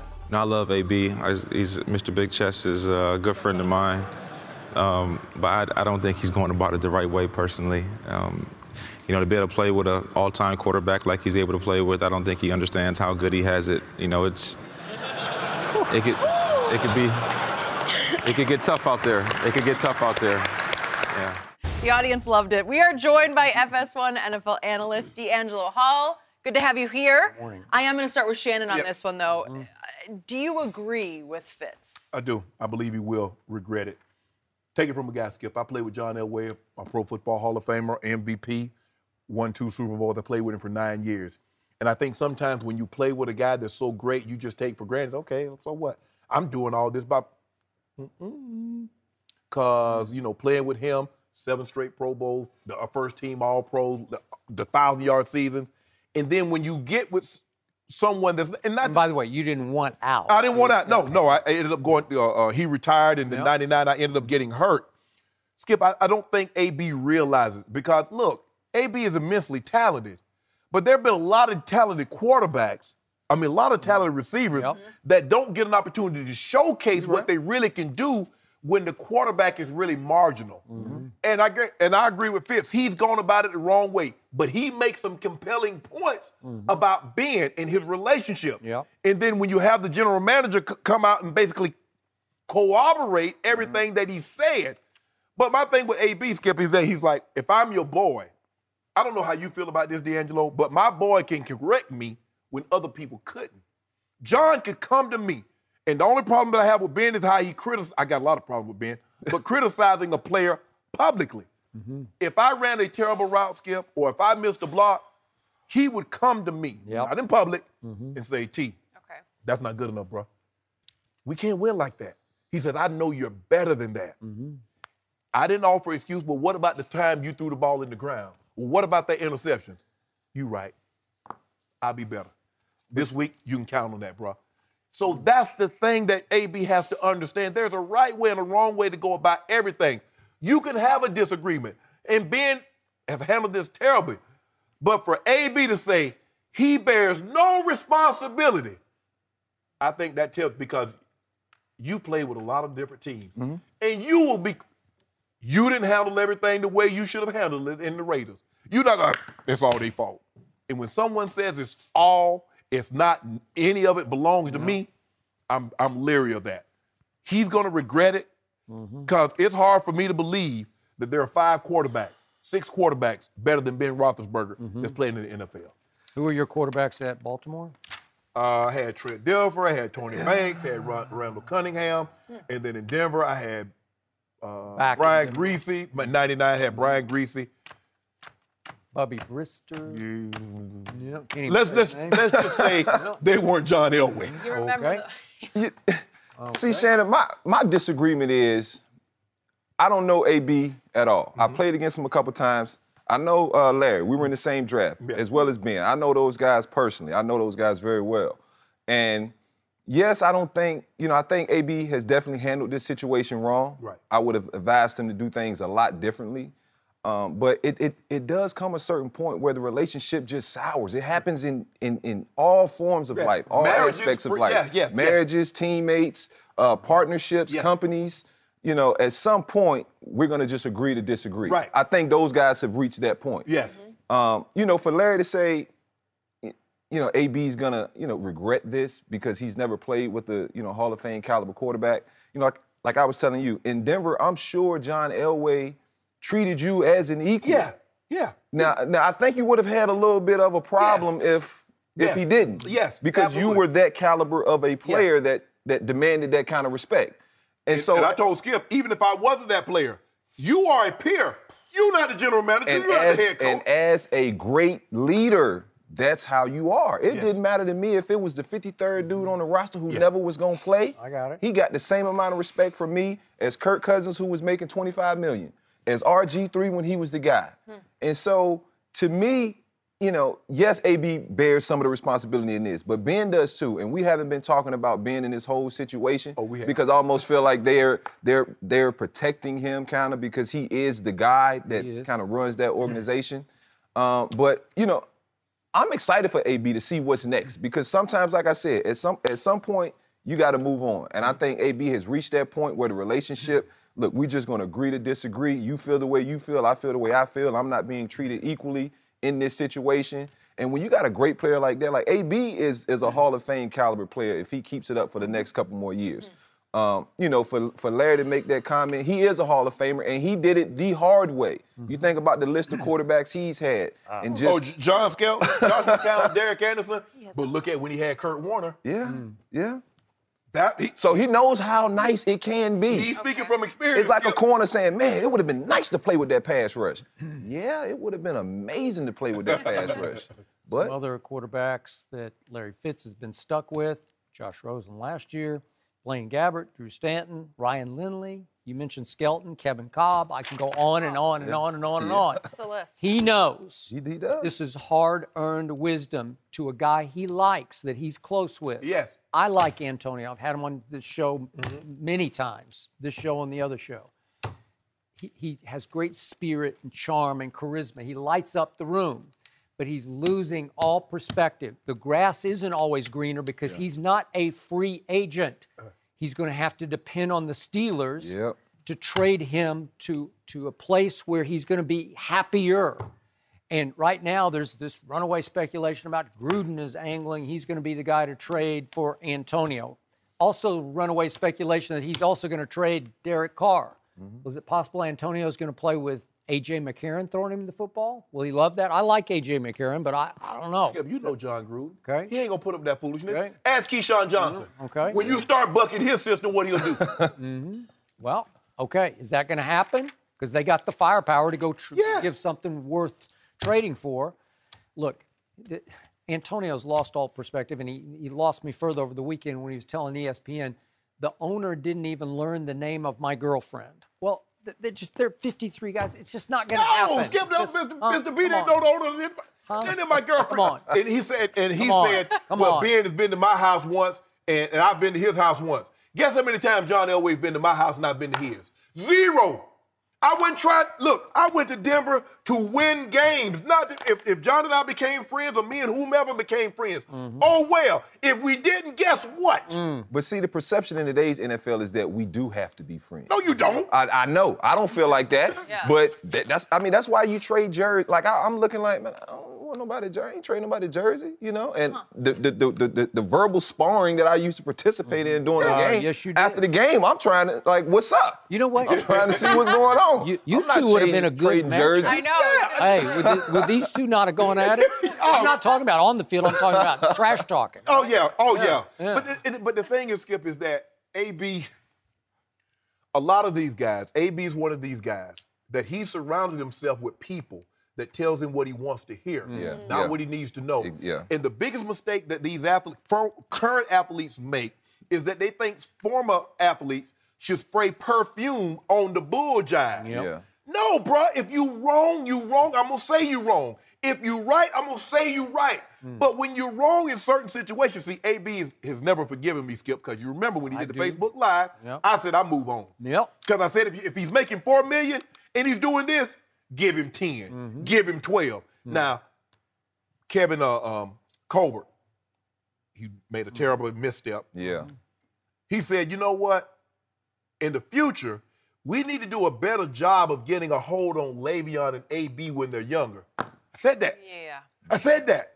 I tell you what, you better get a hold of these young guys because when they become stars and you let them go, ain't no reining in. See, this AB just didn't get like that this year, Skip.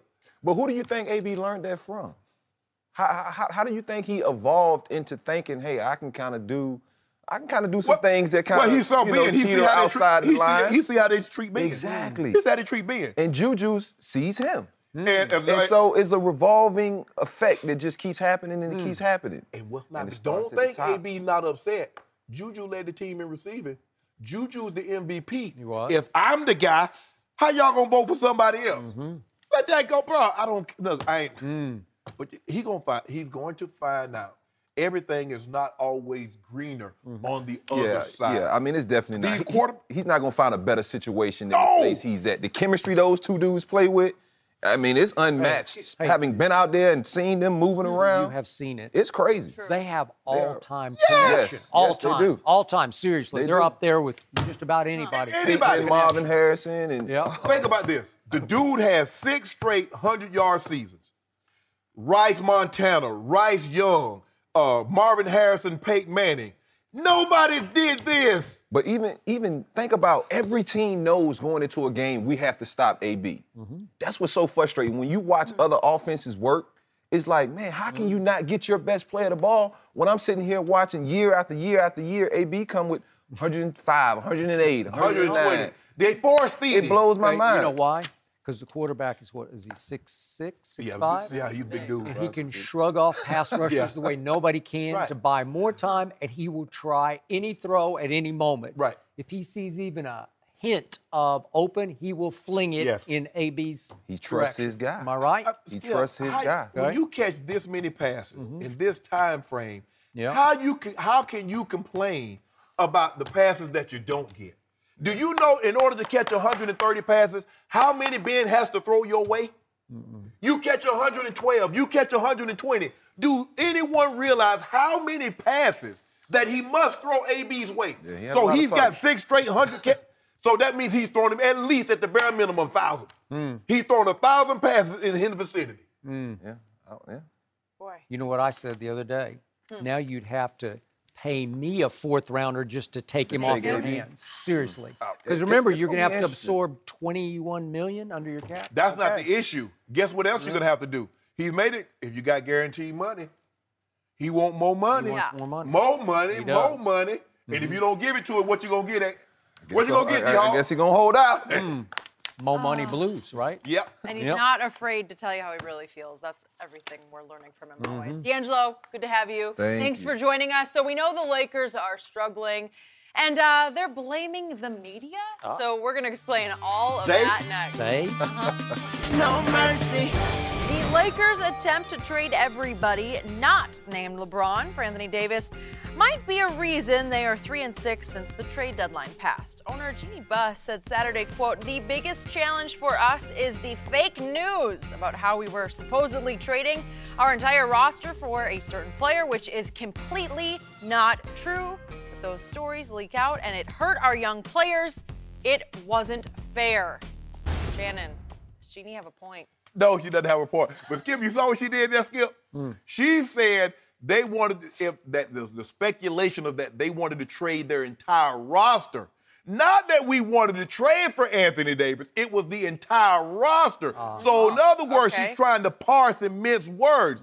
The question I would have for Jeannie, were you or were you not trying to trade for Anthony Davis? Whether you wanted to trade 1 player or 15 players, was that the case?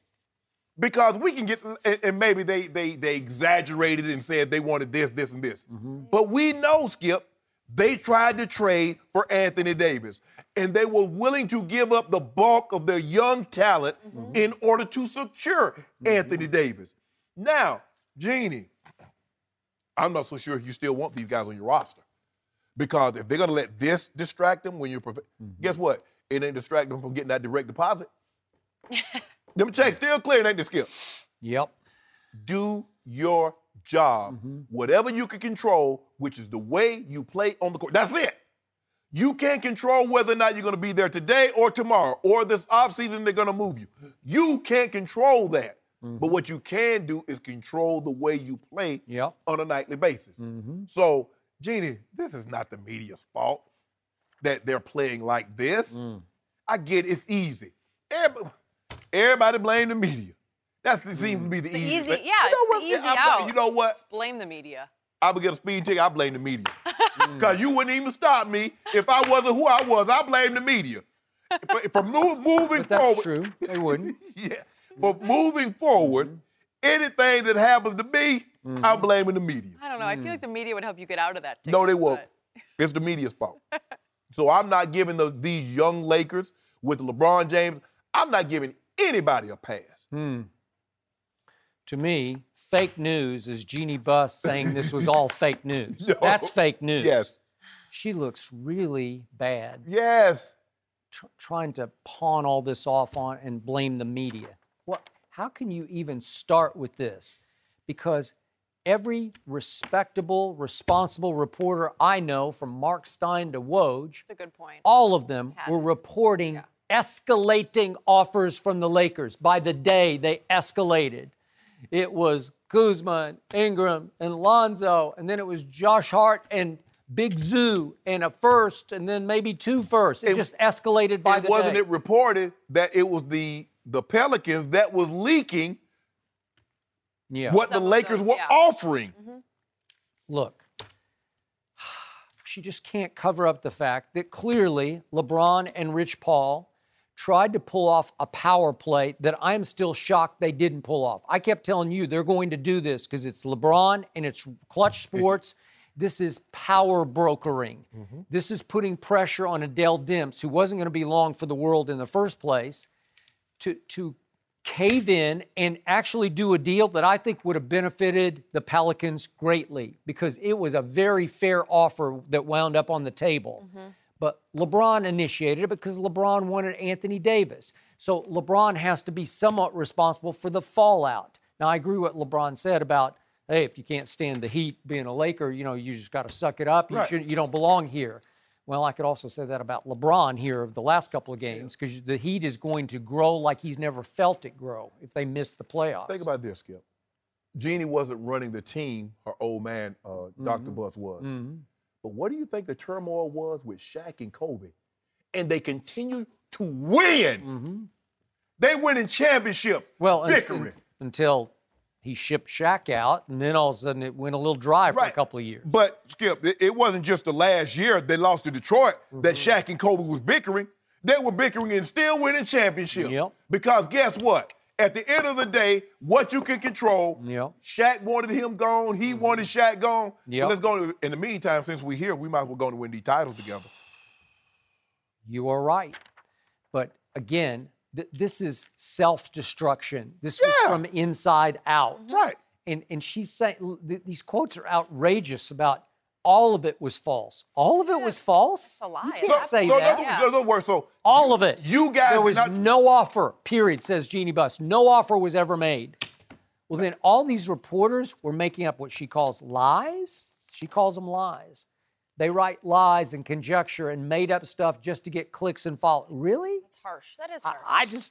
I don't think that happened. So let me ask, I would ask, they should ask her. So let me ask you a question. Did Magic want to fire Luke Walton and you put the foot down? Is that a lie? Because that's what the reports, all the reports had that too.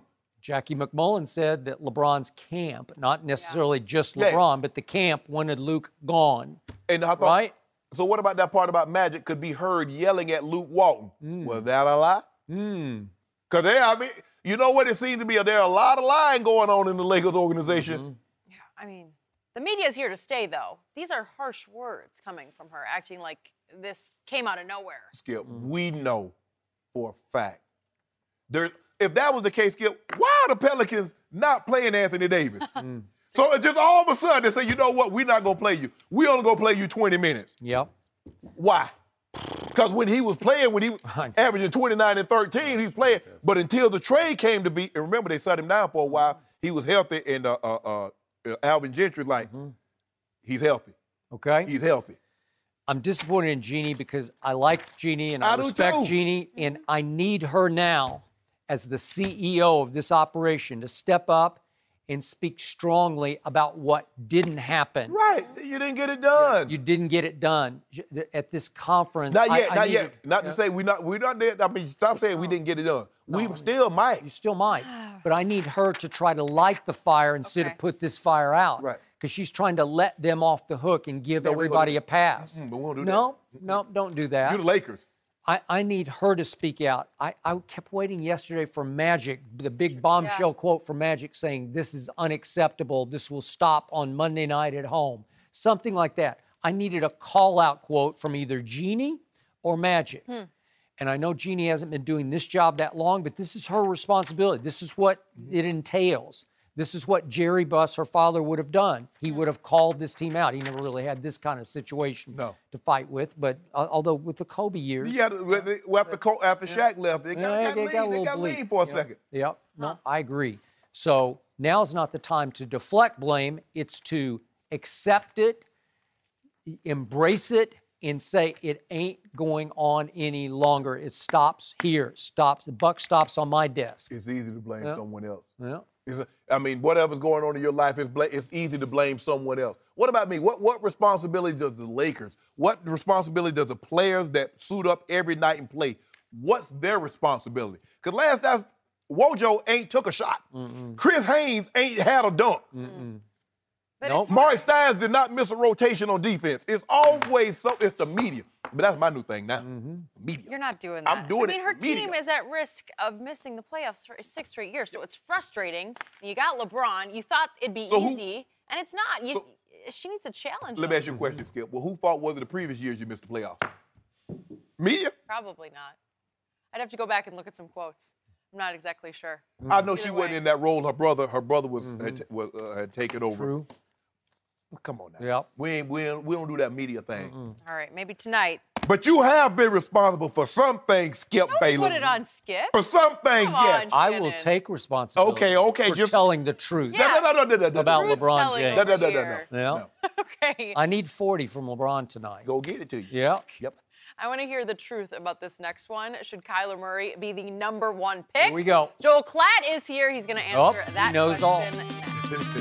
No mercy.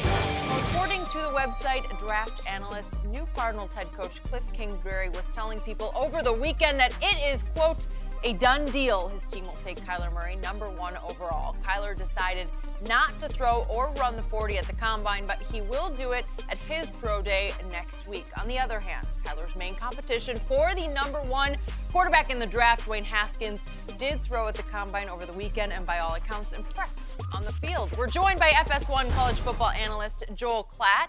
Joel, you are just getting back from the Combines. Yes. You saw a lot firsthand. You got some inside. We hope so. In your opinion, should Kyler go ahead of Haskins? Yeah, so there's a lot to this story. Let me start by saying first and foremost, come Thursday night, first round of the NFL draft, my jaw will be on the floor if Kyler Murray is not selected #1 by the Arizona Cardinals. Okay. Wow. Okay, so if you start with that premise, then you can get to everything else, which is, well, how do you get to him over Dwayne Haskins? It's pretty easy. Just as a passer, you can get there, and then you take into consideration his ability to run the football, and it's pretty easy to say Kyler can affect your team more positively in a more immediate fashion than Dwayne Haskins is. Nothing to take away from Dwayne. I think he's going to be a really good pro, probably a little bit more developmental. But then you go a step further and you start thinking about the marriage between a head coach and a quarterback.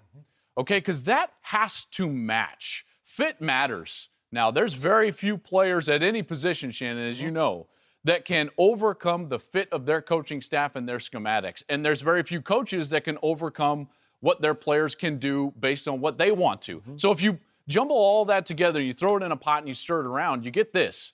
Cliff Kingsbury has wanted to work with Kyler Murray since he was a sophomore in high school. Correct. That's when Cliff was recruiting this kid to go play at Texas A&M, when Cliff Kingsbury was an assistant coach for Kevin Sumlin at Texas A&M. Because he knew something about Kyler Murray that all of us are now starting to realize, and that is a perfect fit. It's a match made in heaven.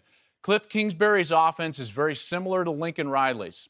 Okay, very similar in that they're going to use more pro principles than you would realize with the air raid style of concepts that go all the way back to Hal Mumme and Mike Leach. You throw in some tempo and the ability to affect the defense with the run, of the running ability of the quarterback, and that's exactly what Cliff wants, okay? He knew that Kyler Murray was going to be a better version of Johnny Manziel, who won a Heisman Trophy, and that's exactly what Kyler ended up being at Oklahoma for Lincoln Riley. So not only is it a great fit, but I think it's a great restart for the Cardinals. It's a great restart as they get their coach and they start moving forward. And now they've got a great chess piece to go play out in the open market. Because guess what? I don't think Josh Rosen is chopped liver. In fact, I think he would be the second quarterback taken in this draft. So now all of a sudden you've got a trade piece to go out there and maybe get a second first-round pick this year and maybe next year as well. You ain't getting no second-round pick. Skip, you can go, but you ain't getting no second-round pick for Josh Rosen. You ain't getting the first-round pick. You'd be lucky to get a third-round pick. You might get a 2. You might. If somebody's desperate enough for a quarterback, and I'm not sure who that somebody would be, but it will not be Bill Belichick. I'm on record as saying that. Okay. I'm not a Josh Rosen fan, and I wasn't last year when we were going back and forth before this draft, before last year. And I agree with everything you said about Kyler Murray. We have gone back and forth just on sheer height and everything, Shannon. Every problem he has with Kyler Murray is conventional wisdom, and it's all correct. He's just too little. He is too little, and I don't care. He's going to shatter the mold at the next level. You got to watch him a lot in college, obviously, because I'm an Oklahoma fan. I watched every snap he took, and he is a very special playmaker with the quickest feet on the football field I've ever seen, and that includes Barry Sanders. I've never seen, that kind of acceleration. I'm not sure what. Do you think he'll run the 40 at the OU Pro Day?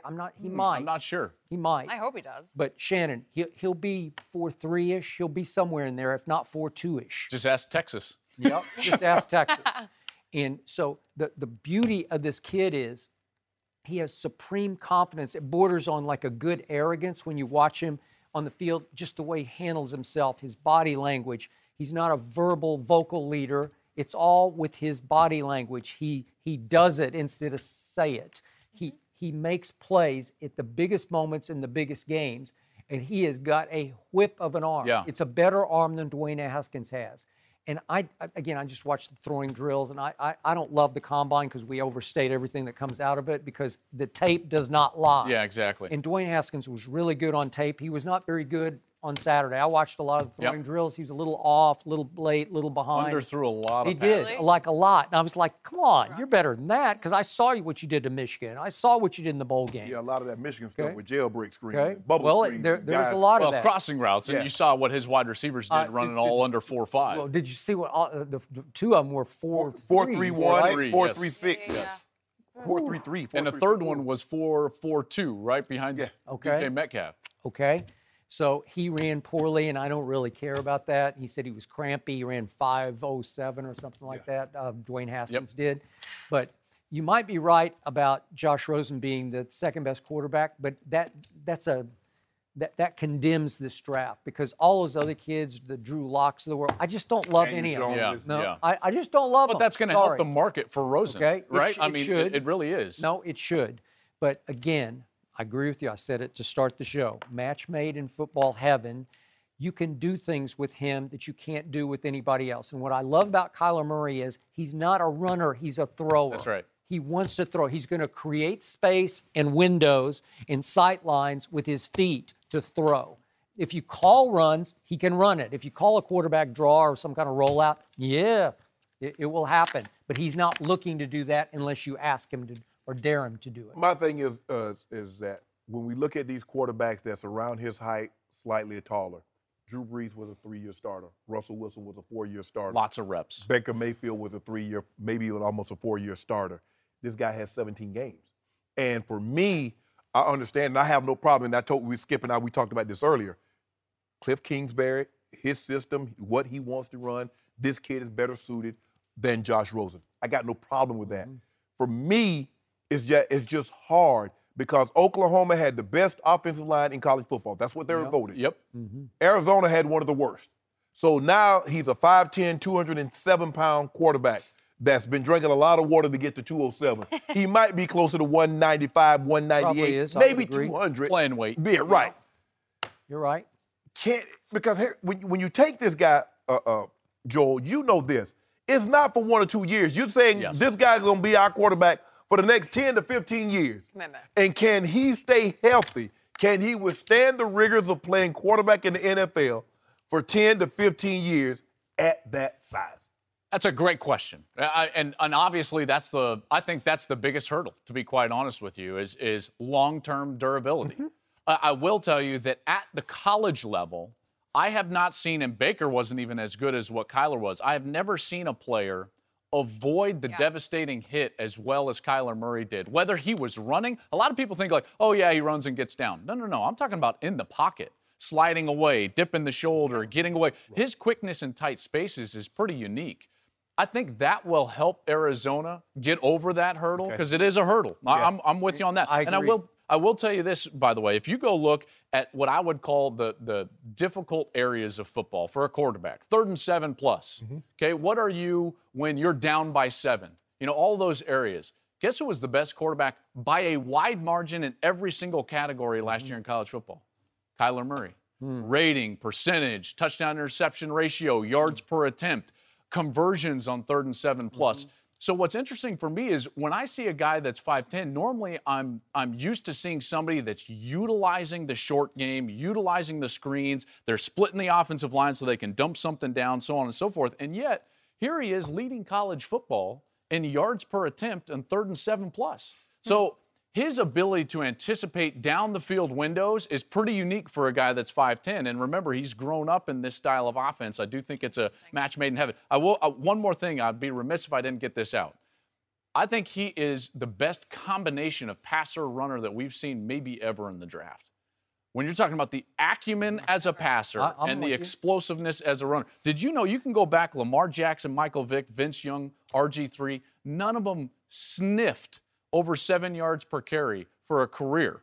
One of them, Vince Young, did it as a freshman for Texas. He ran for about 7.4 yards per carry. None of the other guys even sniffed 7 yards per carry in a season.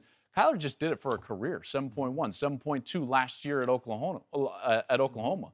Vic never sniffed 6 yards per carry. So you can make a strong argument that he's one of the most explosive runners at the quarterback position that we've ever seen, at least coming into the draft at this point. I would agree ever. It might be a situation where it's too good to be true. You remember Andre Ware, Skip?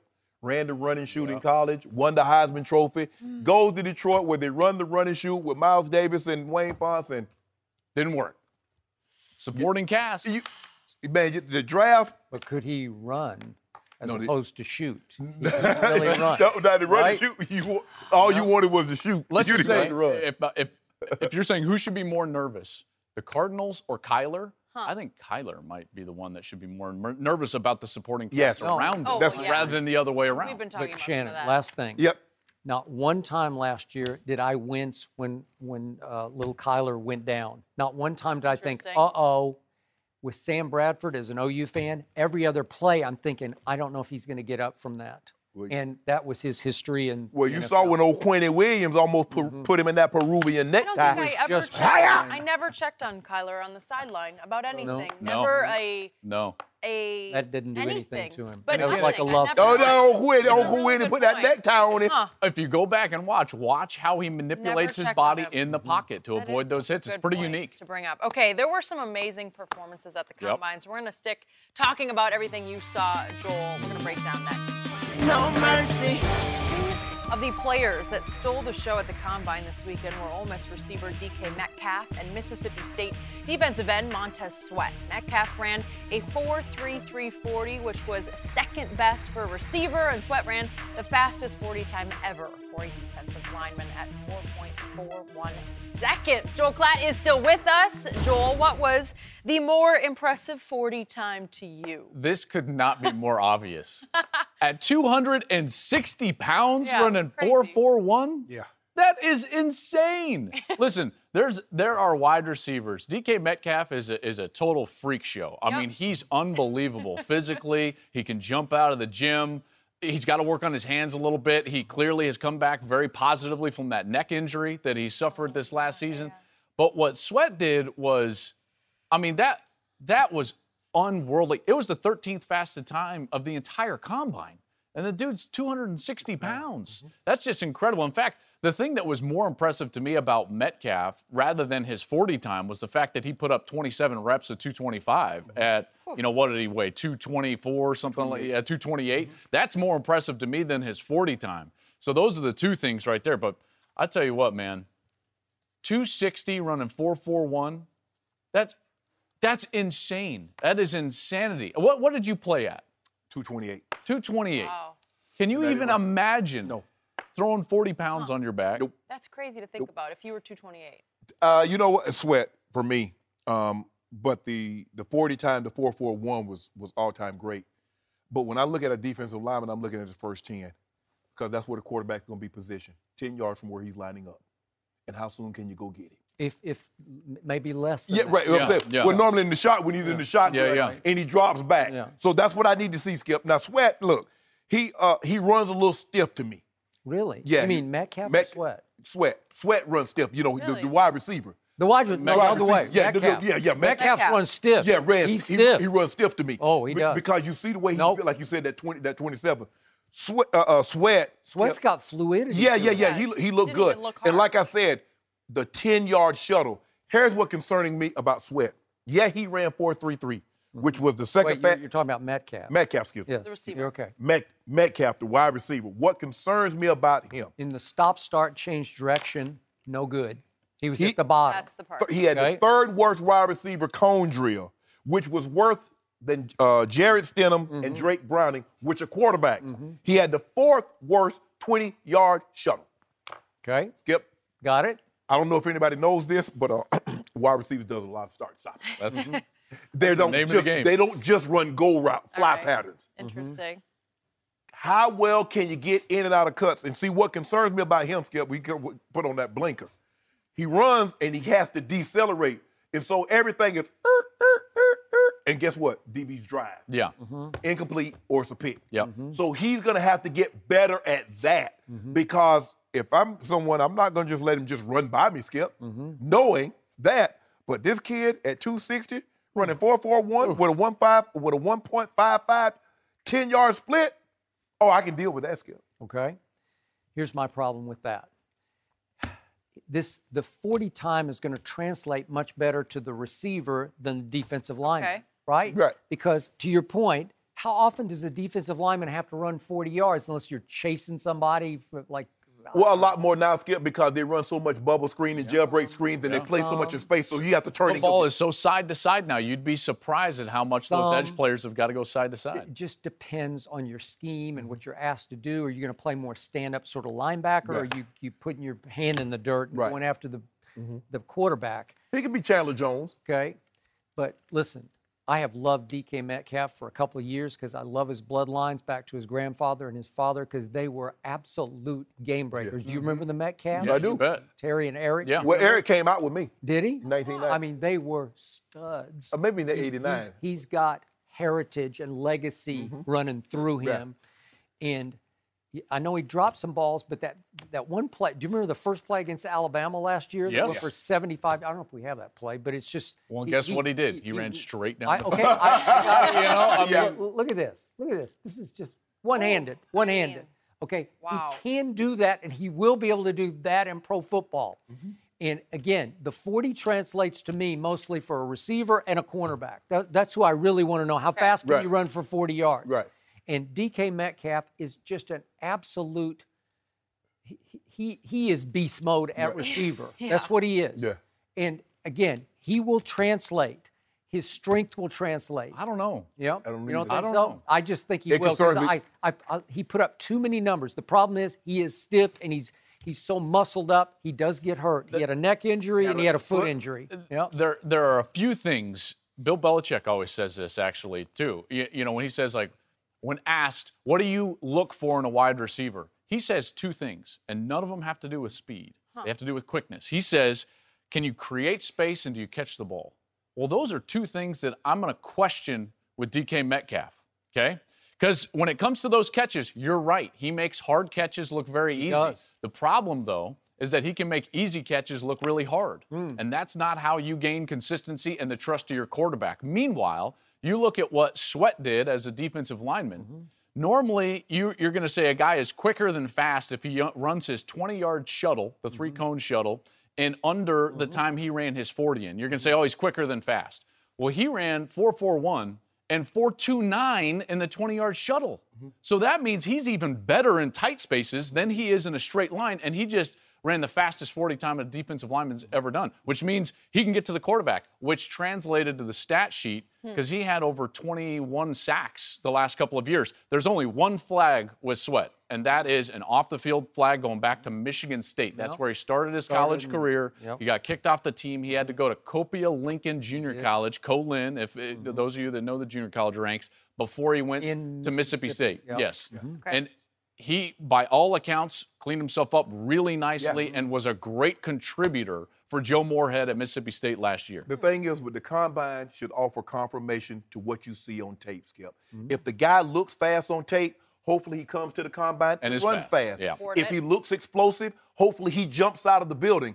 What we're seeing is that a lot of people are disregarding the tape and just basing it on what they see in shorts and tights. That's right. And you're going to get in trouble. You get in trouble. The tape don't lie. O'Shea Sharpe will put up them numbers on tape. And then he came to the combine. I ain't run that fast. You know, I ain't run that fast, Skip. 4.8. That talk about And this listen, number all the time. more teams are talking about that because of John Ross. Remember? I mean, Or John, 2-2. John Ross He has won the affected- track meet. He did, won the track but meet. he That's has what you affected bring how up. teams are looking Bring at that some up. of these times. You're right. No doubt. Yeah, it's not the only thing that matters. Yeah. You got to support the tape. O'Shea, go up, Shay. Okay, Joel. Good to have your insight with us. You good might to be want to here. leave before the next one because we're going back to the Lakers. Yeah, Will I'll they leave. save their season tonight? We'll discuss that next. No mercy. Time for our final topic of the day. A little more LeBron. The Lakers need a win in the worst way tonight against the Clippers. They've lost 6 of 8 and now sit 4.5 games back of the last playoff spot in the West. The Clippers are the 7th seed right now. So, Shannon, what do you expect tonight? I expect the Lakers to win. I expect LeBron James to go off. Off. Yes. You know that, too. 40 plus. 40. Okay. 40. Yep. And Okay. win this thing. And Patrick Beverly going to have to apologize because y'all not the best team in L.A. Okay. I believe that LeBron James needs to score 40 tonight to pass MJ as a diversion to take everybody's eyes off the mess that LeBron has made of the Lakers. Then he can post on IG right after the game. Yeah. I passed MJ. Remember what he did after the Memphis debacle? yeah. He posted, only player in the top 10 all-time in points and assists, and then Got a he king wrote, hat on it, too. you know, and he wrote, Remember that. I literally have no words, and then he wrote like 80 words. No, after no, that. that's Skip. You know what, Skip? 80 words. He had a few 80 more words. He had a lot to say. He literally had thanks no for words. the ride or Think of the joining words us. he's going to have tonight when he passes MJ. Yeah, I mean, everybody knew this was going to happen. Yeah. You knew from day one. The chosen one on Sports Illustrated at 17. We knew this was going to happen, Skip Bayless. Yeah. No kid has had what he's had to endure to get to where they are. Okay. And he's done it with flying colors. Okay. But the purple and gold are not flying right now, right? Right now, we walking briskly. Yeah, you're walking briskly. Need a little So more. I can see him going for 45 tonight, and I could see the Lakers losing again. They're not losing. Despite the 45. Can we I get- could can I see. get- can I get a No. dude? Just I one ain't dude, betting not a on- case, No. not a case, just a like 2 liter. one Single dude. Just like one dude. Like a 2 liter. single dude? A single 2-liter dude. That's okay, what we've gone I'll to take now. the Clippers for a single dude. Even though LeBron Shannon, scores it's 45. So desperate from you. See what you reduced me to Yeah. taking bets on 2-liter Okay. dudes. Desperate. Yeah. I'd bet you Hennessy, but I don't drink Hennessy, so. I want ginger ale. Yeah. Yep. Ginger ale? Yep. Diet ginger ale or No, I don't sugar? want no diet. I want a regular. That Okay, don't have let's dry. see how this one ends up. No mercy. Thanks for listening to the Undisputed Podcast. I'm Jenny Taft. Join us again at the same time tomorrow morning, 9:30 Eastern. We'll see you then. Fox Sports. One of one.